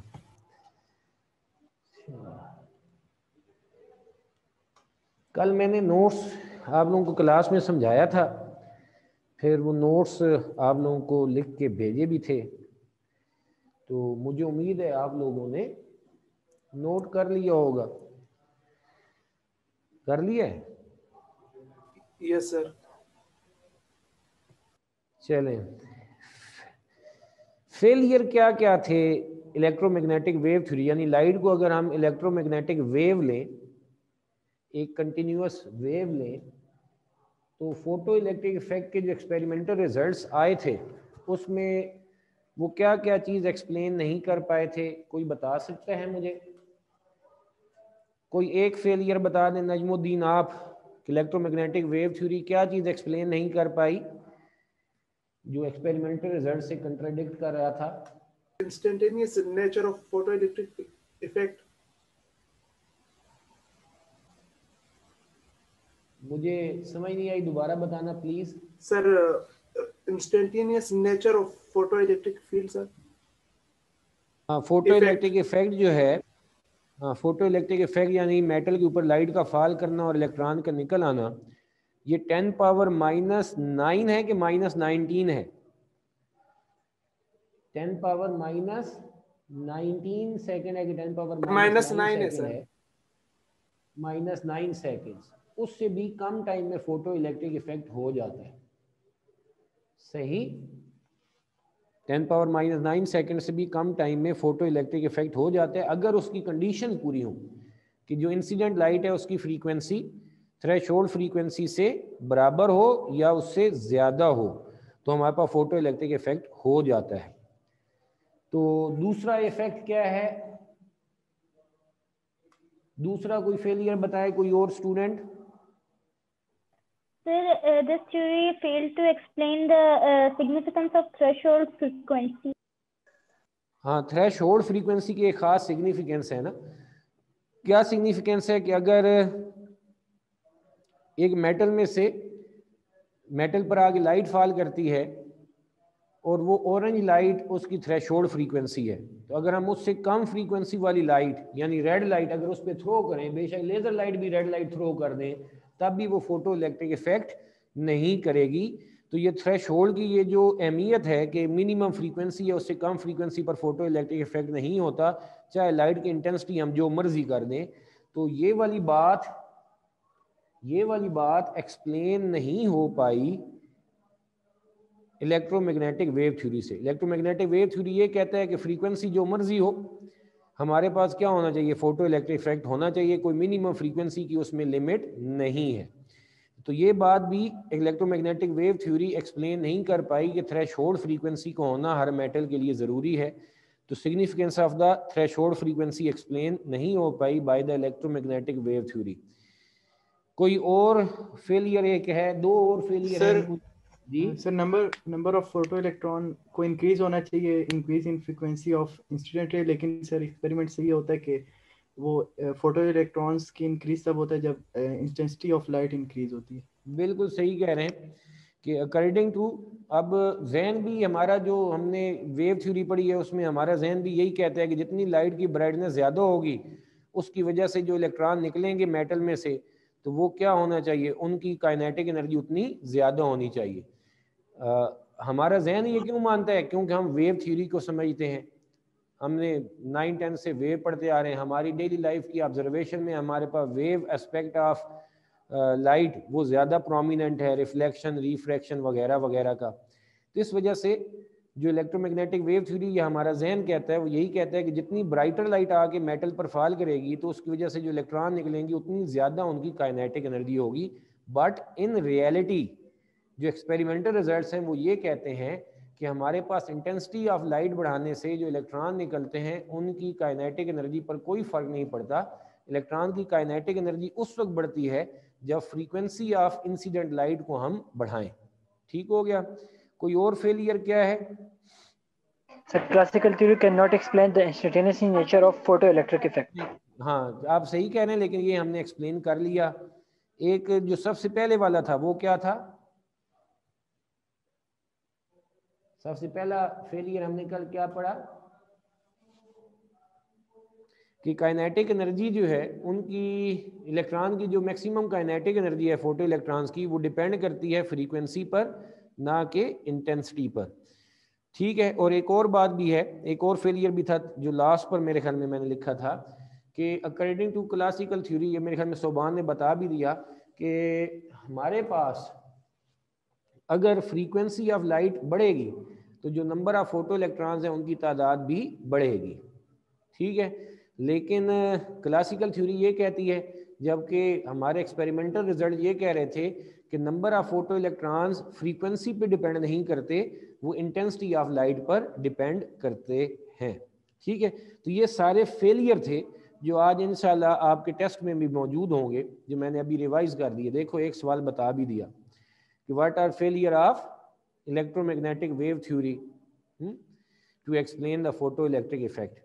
आज हमने आइंस्टाइन थ्योरी यानी प्लांक्स क्वांटम थ्योरी की मदद से ये जो सारे फेलियर्स हैं जो हमारे सामने आए हैं इलेक्ट्रोमैग्नेटिक वेव थ्योरी के फोटो इलेक्ट्रिक इफेक्ट को एक्सप्लेन नहीं कर पाए, आज हमने वो देखना है कि क्या प्लांक्स क्वांटम थ्योरी यानी लाइट को हम वेव की बजाय फोटॉन लें, एक क्वांटा लें, तो वो क्या इस फोटो इलेक्ट्रिक इफेक्ट को एक्सप्लेन कर पाते हैं या नहीं कर पाते। तो जरा देखें हम क्या कहते हैं।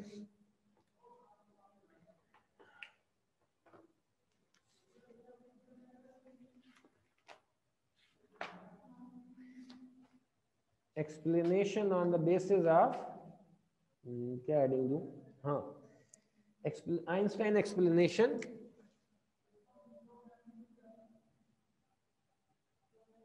Einstein's explanation of photoelectric effect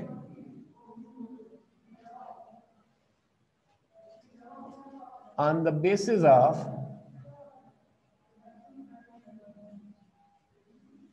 quantum theory।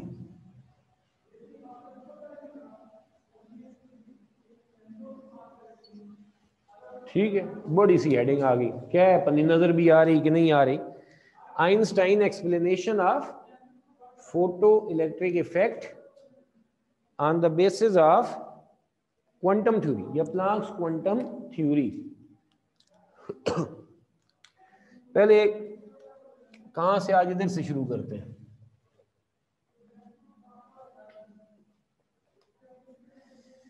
Ji,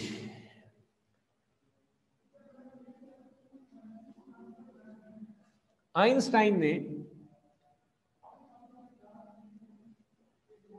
explained, ये शोशा वाला जुमला है, photo electric effect on the basis of Planck's quantum theory. This theory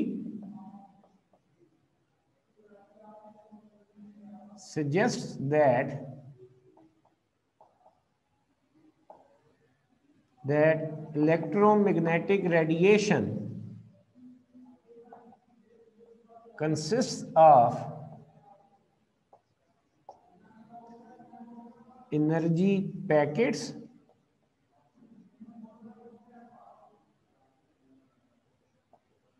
or particles each having energy E is equal to HF। ये मैंने शोशा वाला एक जुमला लिख दिया। सर ये दिस थ्योरी सजेस्ट दैट के बाद क्या लिखा हुआ है? अभी बताता हूँ।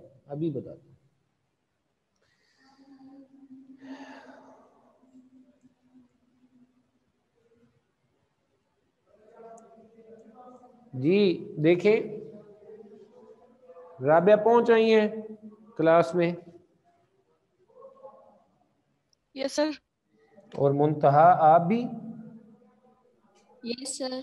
चलो,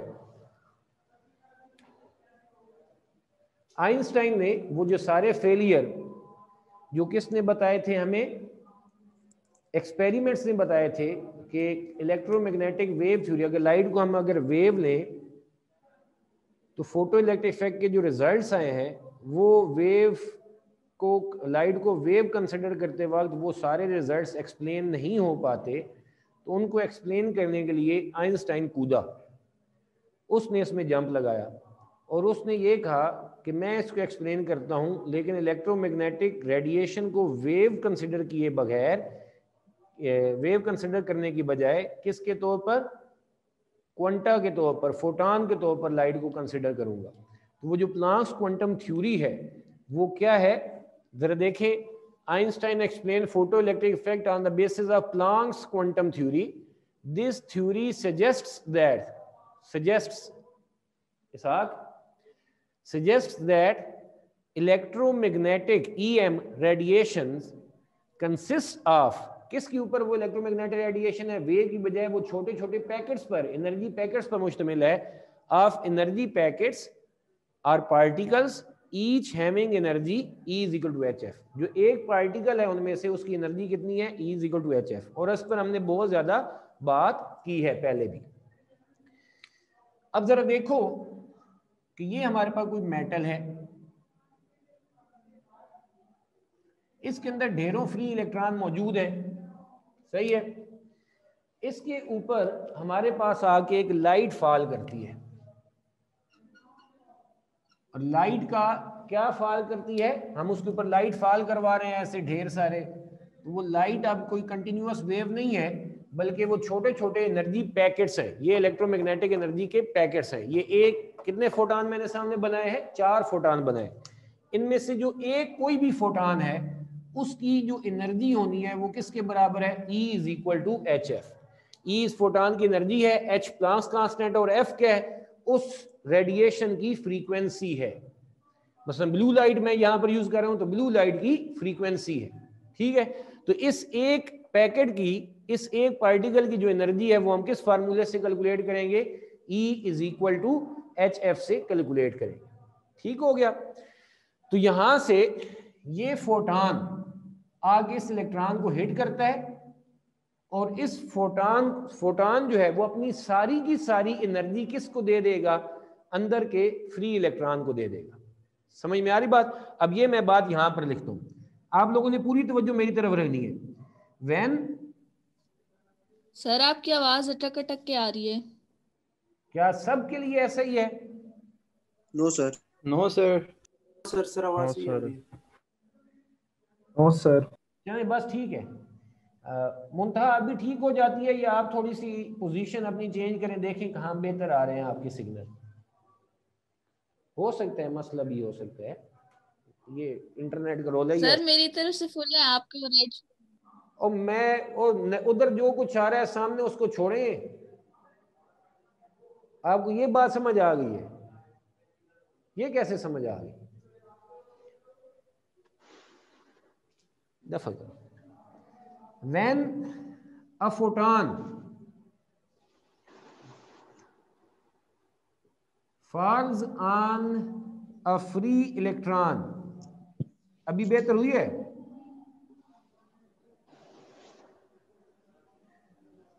मुंतहा? यस सर, थोड़ी थोड़ी हुई है, पहले से बेहतर है। चलो अभी बाकी भी ठीक हो जाती है। मैंने क्या बताया कि ये लाइट का एक फोटान आगे मेटल के अंदर के फ्री इलेक्ट्रॉन को जब हिट करता है तो ये फोटान अपनी सारी की सारी एनर्जी किसको दे देगा? इलेक्ट्रॉन को दे देगा। तो हम क्या कहते हैं? मैंने photon falls on a free electron in the metal, तो free electron will absorb all its energy। ठीक है, अब हुआ क्या? अभी जरा लिखना नहीं है किसी ने, यहां पर मैं कुछ लिखूंगा, पहले मैं आगे जा रहा हूं। सही है, ये जो अभी बात लिखी है मैं यहां पर लिख रहा हूं कि energy of photon, energy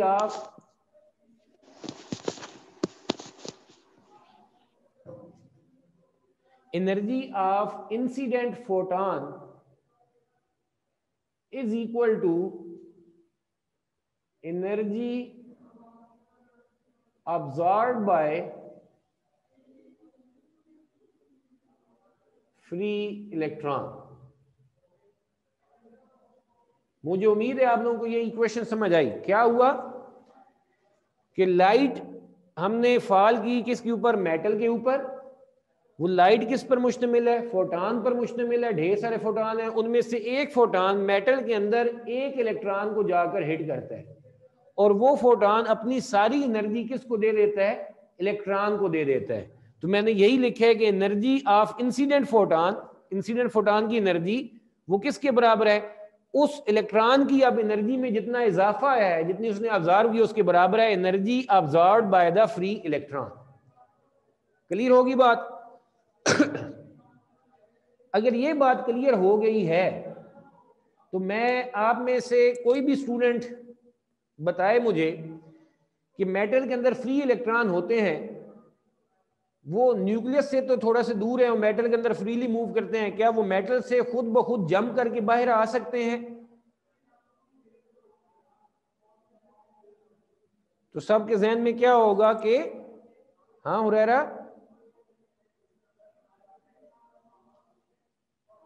no sir, खुद नहीं आ सकते सर। शाबाश, वो खुद नहीं आ सकते, खुद नहीं आ सकते। तो इसका मतलब भला क्या है कि उन्हें बाहर निकालने के लिए हमें कोई ना कोई एनर्जी चाहिए।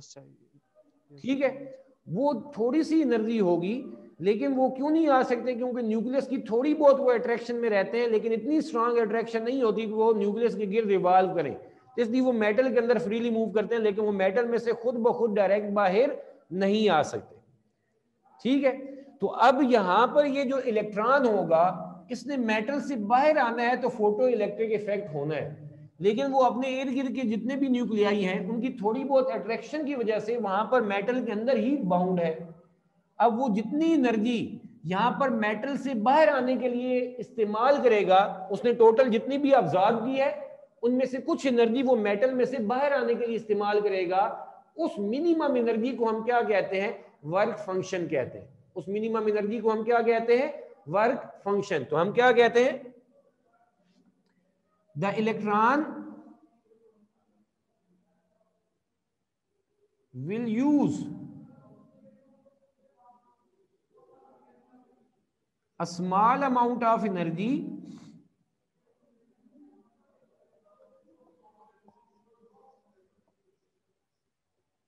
to come out of the metal surface. This minimum energy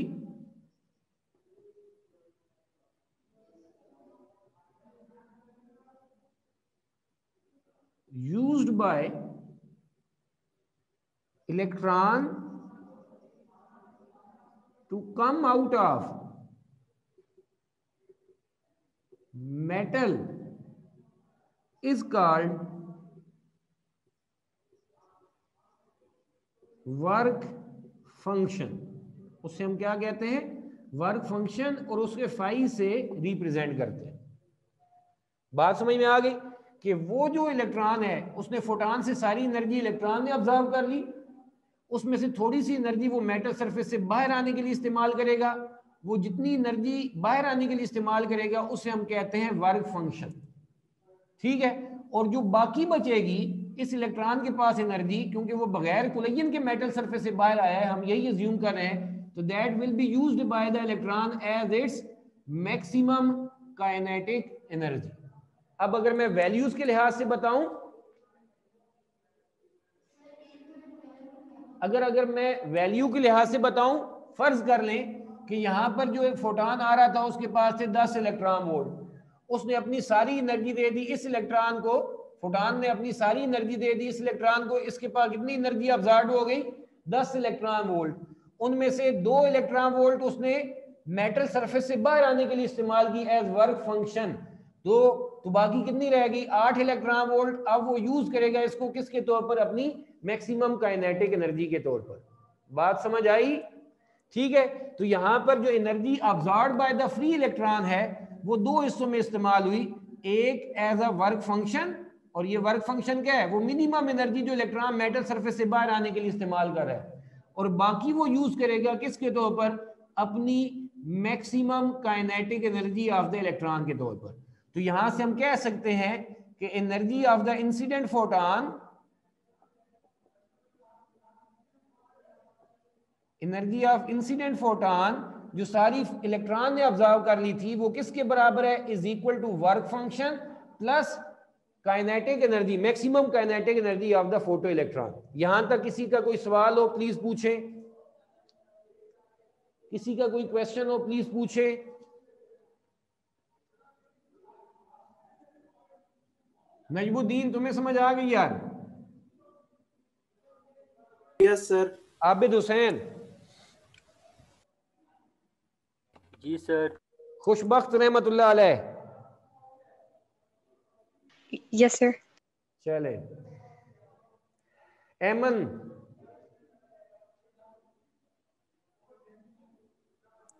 yes sir, आ गई। और दूसरी एमन, मैंने तो एमन बोली है तो मैंने कहा दोनों बोल देंगी। Yes sir. बड़ी मेहरबानी आपकी। अब जरा देखो, एनर्जी ऑफ द फोटॉन जो है उसको मैं लिखता हूं HF, वर्क फंक्शन जो है उसको हम लिखते हैं फाई, और इलेक्ट्रॉन की ये मैक्सिमम काइनेटिक एनर्जी हमने आगे सिंबल में वैसे ही लिख ली, और इसको मैं कह देता हूं इक्वेशन नंबर 1। सही हो गया? अब यहां पर हमने कुछ रिजल्ट्स डिस्कस करने हैं कि इलेक्ट्रॉन की kinetic energy, sorry, incident light की फ्रीक्वेंसी बढ़ेगी तो इलेक्ट्रॉन की काइनेटिक एनर्जी भी बढ़ेगी। इलेक्ट्रॉन की काइनेटिक एनर्जी जो है वो intensity of the incident light के ऊपर डिपेंड नहीं करती। तो ये बातें हमें इस रिजल्ट से नजर आनी चाहिए जो अभी तक हमें नजर नहीं आ रही, कोई कंक्रीट आसान सा लफ्जों में हमें नजर नहीं आ रही। तो अब हम इसको थोड़ा सा मालूम है। अच्छा, significance of the threshold frequency वाली बात, वो भी हमें यहां पर नजर अभी नहीं आ रही। वो सारी चीजें जो फेलियर थी क्लासिकल थ्योरी की, इलेक्ट्रोमैग्नेटिक वेव थ्योरी जब हम ले रहे थे, तो वो यहाँ पर तो नहीं नजर आनी चाहिए। यहाँ पर तो जो हम उसको कामयाबी से हम आइंस्टाइन से एक्सप्लेन किया था वो सारी चीजें उसकी इक्वेशन में क्लियरली विजिबल हों। तो उसके लिए हम थोड़ा सा अब काम करते हैं। अब वर्क फंक्शन क्या है? वर्क फंक्शन वो मिनिमम एनर्जी है जो इलेक्ट्रॉन इस्तेमाल करता है मेटल सरफेस से बाहर आने के लिए। क्लियर होगी बात? अब यहां पर मैं एक बात लिखने जा रहा हूं कि at if frequency of incident light is equal to threshold frequency F naught of the metal में से इलेक्ट्रॉन निकालने के लिए जो मिनिमम फ्रीक्वेंसी ऑफ लाइट चाहिए उसके बराबर हो देन ejected electron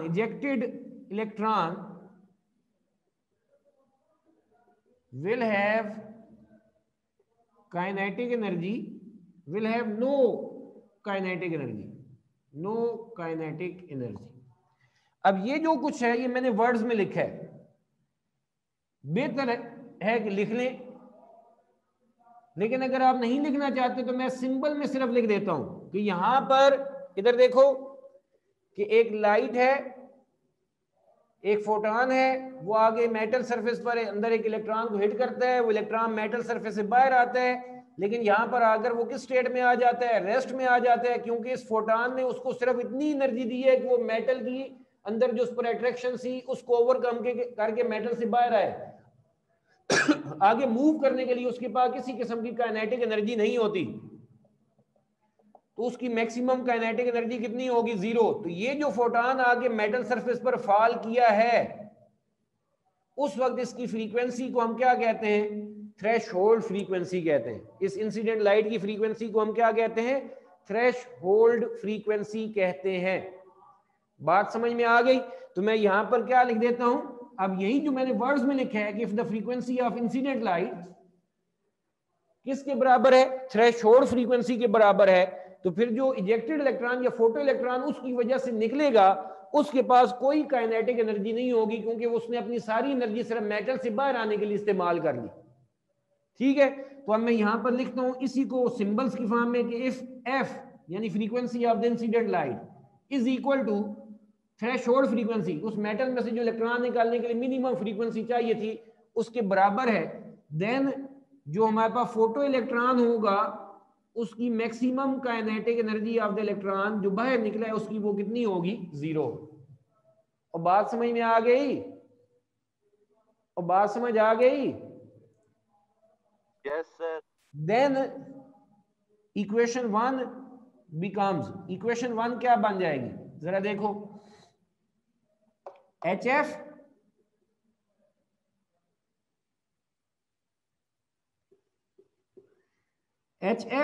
एस की बजाय मैं क्या लिख देता हूं, F0, आगे क्या है, वर्क फंक्शन फाई, जो इलेक्ट्रॉन निकल रहा है उसकी काइनेटिक एनर्जी 0, तो यहां से हमारे पास वर्क फंक्शन फाई का क्या फार्मूला बन जाएगा, HF0। This is the formula for the work function. इससे मैं इक्वेशन नंबर 2 कह देता हूं। तो हमने वर्क फंक्शन को कैलकुलेट कर लिया in term of threshold frequency, phi is equal to HF0। Clear होगी बात? तो फाई की ये जो वैल्यू आ गई है ये वापस इक्वेशन नंबर 1 में मैं पुट करता हूं। तो मैं क्या कह देता हूं, यहां पर नजर ना आए तो मुझे बताइएगा, मैं क्या कह देता हूं, सो इक्वेशन 1 बिकम्स, या ऐसे कह देते हैं, put value of phi in equation 1। Equation 1 में ये वैल्यू पुट कर दें। इक्वेशन 1 क्या है वो देखें, HF is equal to phi, phi की जगह पर आ जाएगा HF0, और यहां पर क्या आ गया, maximum kinetic energy of the photo electron. Clear होगी बात? अब इसको हम क्या कर देते हैं, हम रीअरेंज करते हैं। इट एम्प्लाइज दैट HF, ये HF0 लेफ्ट साइड पर माइनस हो जाएगा, HF0 is equal to maximum kinetic energy of the photo electron. H लिया कॉमन तो ये आ जाएगा F minus F0 is equal to maximum kinetic energy of the electron. इसको अब मैं ऐसे लिख देता हूं कि जो इलेक्ट्रॉन निकल रहे हैं उनकी मैक्सिमम काइनेटिक एनर्जी, सिर्फ लेफ्ट साइड को राइट साइड पर, राइट साइड को लेफ्ट साइड पर लिख देते हैं H F माइनस F0, या काइनेटिक एनर्जी की जगह पर हम लिख सकते हैं half mv², maximum of the electron is equal to H F minus F0। तो ये जो दोनों इक्वेशंस हैं, चाहे ऐसे लिखें चाहे काइनेटिक एनर्जी के फार्मूले के साथ लिखें, ये क्या कहलाती हैं, this is called photo electric effect equation, जो हमारे पास failures of classical theory in explaining the experimental results, उन तमाम फेलियर को एक्सप्लेन करने की सलाहियत रखती है। किसी का क्वेश्चन है यहां तक जो कुछ मैंने किया है उससे रिलेटेड कोई क्वेश्चन है तो प्लीज पूछें पहले, फिर हम उसकी तरफ जाते हैं कि ये क्या इक्वेशन बता रही है। पूछें पूछें पूछें, शाबाश। किसी का कोई क्वेश्चन हो तो प्लीज पूछें, नहीं तो मैं पूछने लगा हूं आप लोगों से। Saim Nawaz, are you in class?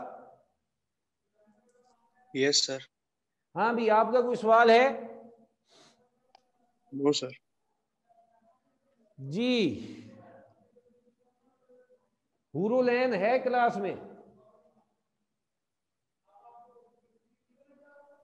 Yes sir. और समझ आई है लड़की? थोड़ा सा समझ आ गया है। जो नहीं समझ आया तो पूछो, मैं क्या तकरीर कर रहा हूं।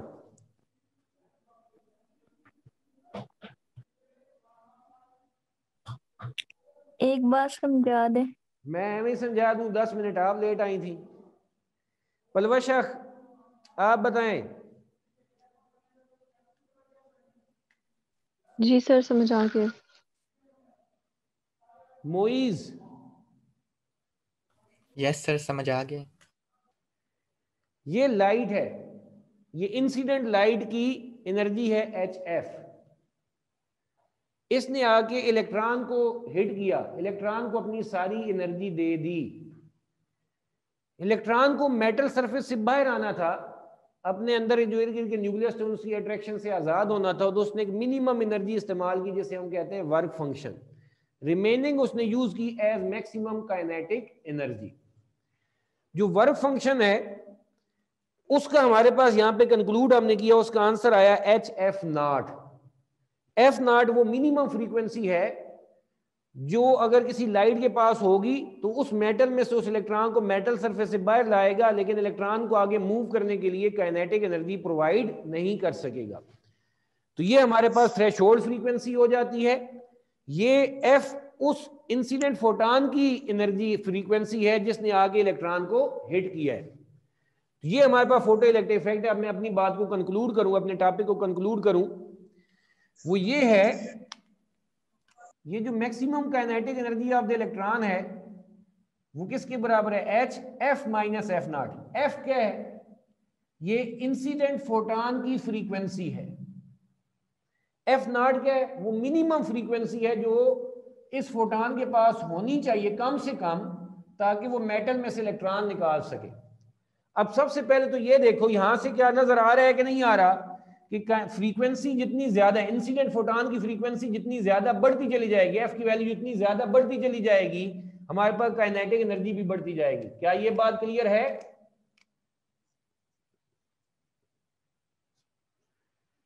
कि kinetic energy of the electron वो किसके डायरेक्टली प्रोपोर्शनल है? फ्रीक्वेंसी ऑफ लाइट के। जितनी F की वैल्यू ज्यादा होगी, F0 तो एक फिक्स वैल्यू होगी उस मेटल के लिए, तो F जितना बढ़ाते चले जाएंगे तो यहां पर डिफरेंस क्या होता जाएगा? ज्यादा होता जाएगा। जो इलेक्ट्रॉन निकल रहे होंगे उनकी काइनेटिक एनर्जी भी ज्यादा होती जाएगी। तो ये हमें बता रहा है कि kinetic energy of the maximum kinetic energy of the photo electron is directly proportional to the frequency of the radiation, जैसा कि हमारा एक्सपेरिमेंटल रिजल्ट था। दूसरा, क्लासिकल थ्योरी ये कहती थी कि मैक्सिमम काइनेटिक एनर्जी इंटेंसिटी पे डिपेंड करती है, जबकि इस पूरे रिजल्ट में कहीं पर I फॉर इंटेंसिटी इन्वॉल्व नहीं हो रहा। I for the intensity of light involve नहीं हो रहा। तो इसका मतलब है kinetic energy intensity of light पर डिपेंड नहीं कर रही, और यही हमारा एक्सपेरिमेंटल रिजल्ट था, जबकि क्लासिकल थ्योरी और कह रही थी। फिर तीसरी बात कि अगर हमारे पास इंसिडेंट लाइट की फ्रीक्वेंसी F, ये F0 जो मिनिमम फ्रीक्वेंसी चाहिए उससे कम हो, मसलन ये 2 है और ये 3 हो, तो 2 - 3 आंसर क्या आ जाएगा? नेगेटिव में। नेगेटिव काइनेटिक एनर्जी कभी भी नेगेटिव नहीं होती। तो यहां पर इसका मतलब है कि इंसिडेंट लाइट की फ्रीक्वेंसी हमेशा क्या होनी चाहिए? या F0 के बराबर होनी चाहिए, उससे ज्यादा होनी चाहिए। उससे कम होगी तो हमारे पास कभी भी फोटो इलेक्ट्रिक इफेक्ट नहीं होगा, और this is also according to the result. फिर और साथ ये भी बात बता रहा है कि अगर फ्रीक्वेंसी इंसिडेंट लाइट जो आगे हिट कर रही है इसकी फ्रीक्वेंसी थ्रेशोल्ड फ्रीक्वेंसी से कम होगी, तो फिर कभी भी फोटो इलेक्ट्रिक इफेक्ट नहीं होगा क्योंकि काइनेटिक एनर्जी नेगेटिव आ रही है। तो वो हमारे पास instantaneous nature of photo electric effect को भी एक्सप्लेन करी है कि अगर ये कंडीशन पूरी होगी, एफ ग्रेटर और इक्वल टू एफ नॉट होगा तो फोटो इलेक्ट्रिक इफेक्ट फौरन होगा। तो वो सारे रिजल्ट्स जो क्लासिकल थ्योरी एक्सप्लेन नहीं कर पा रही थी वो इस इक्वेशन के अंदर हमें नजर आ रहे हैं कि पूरे हो रहे हैं।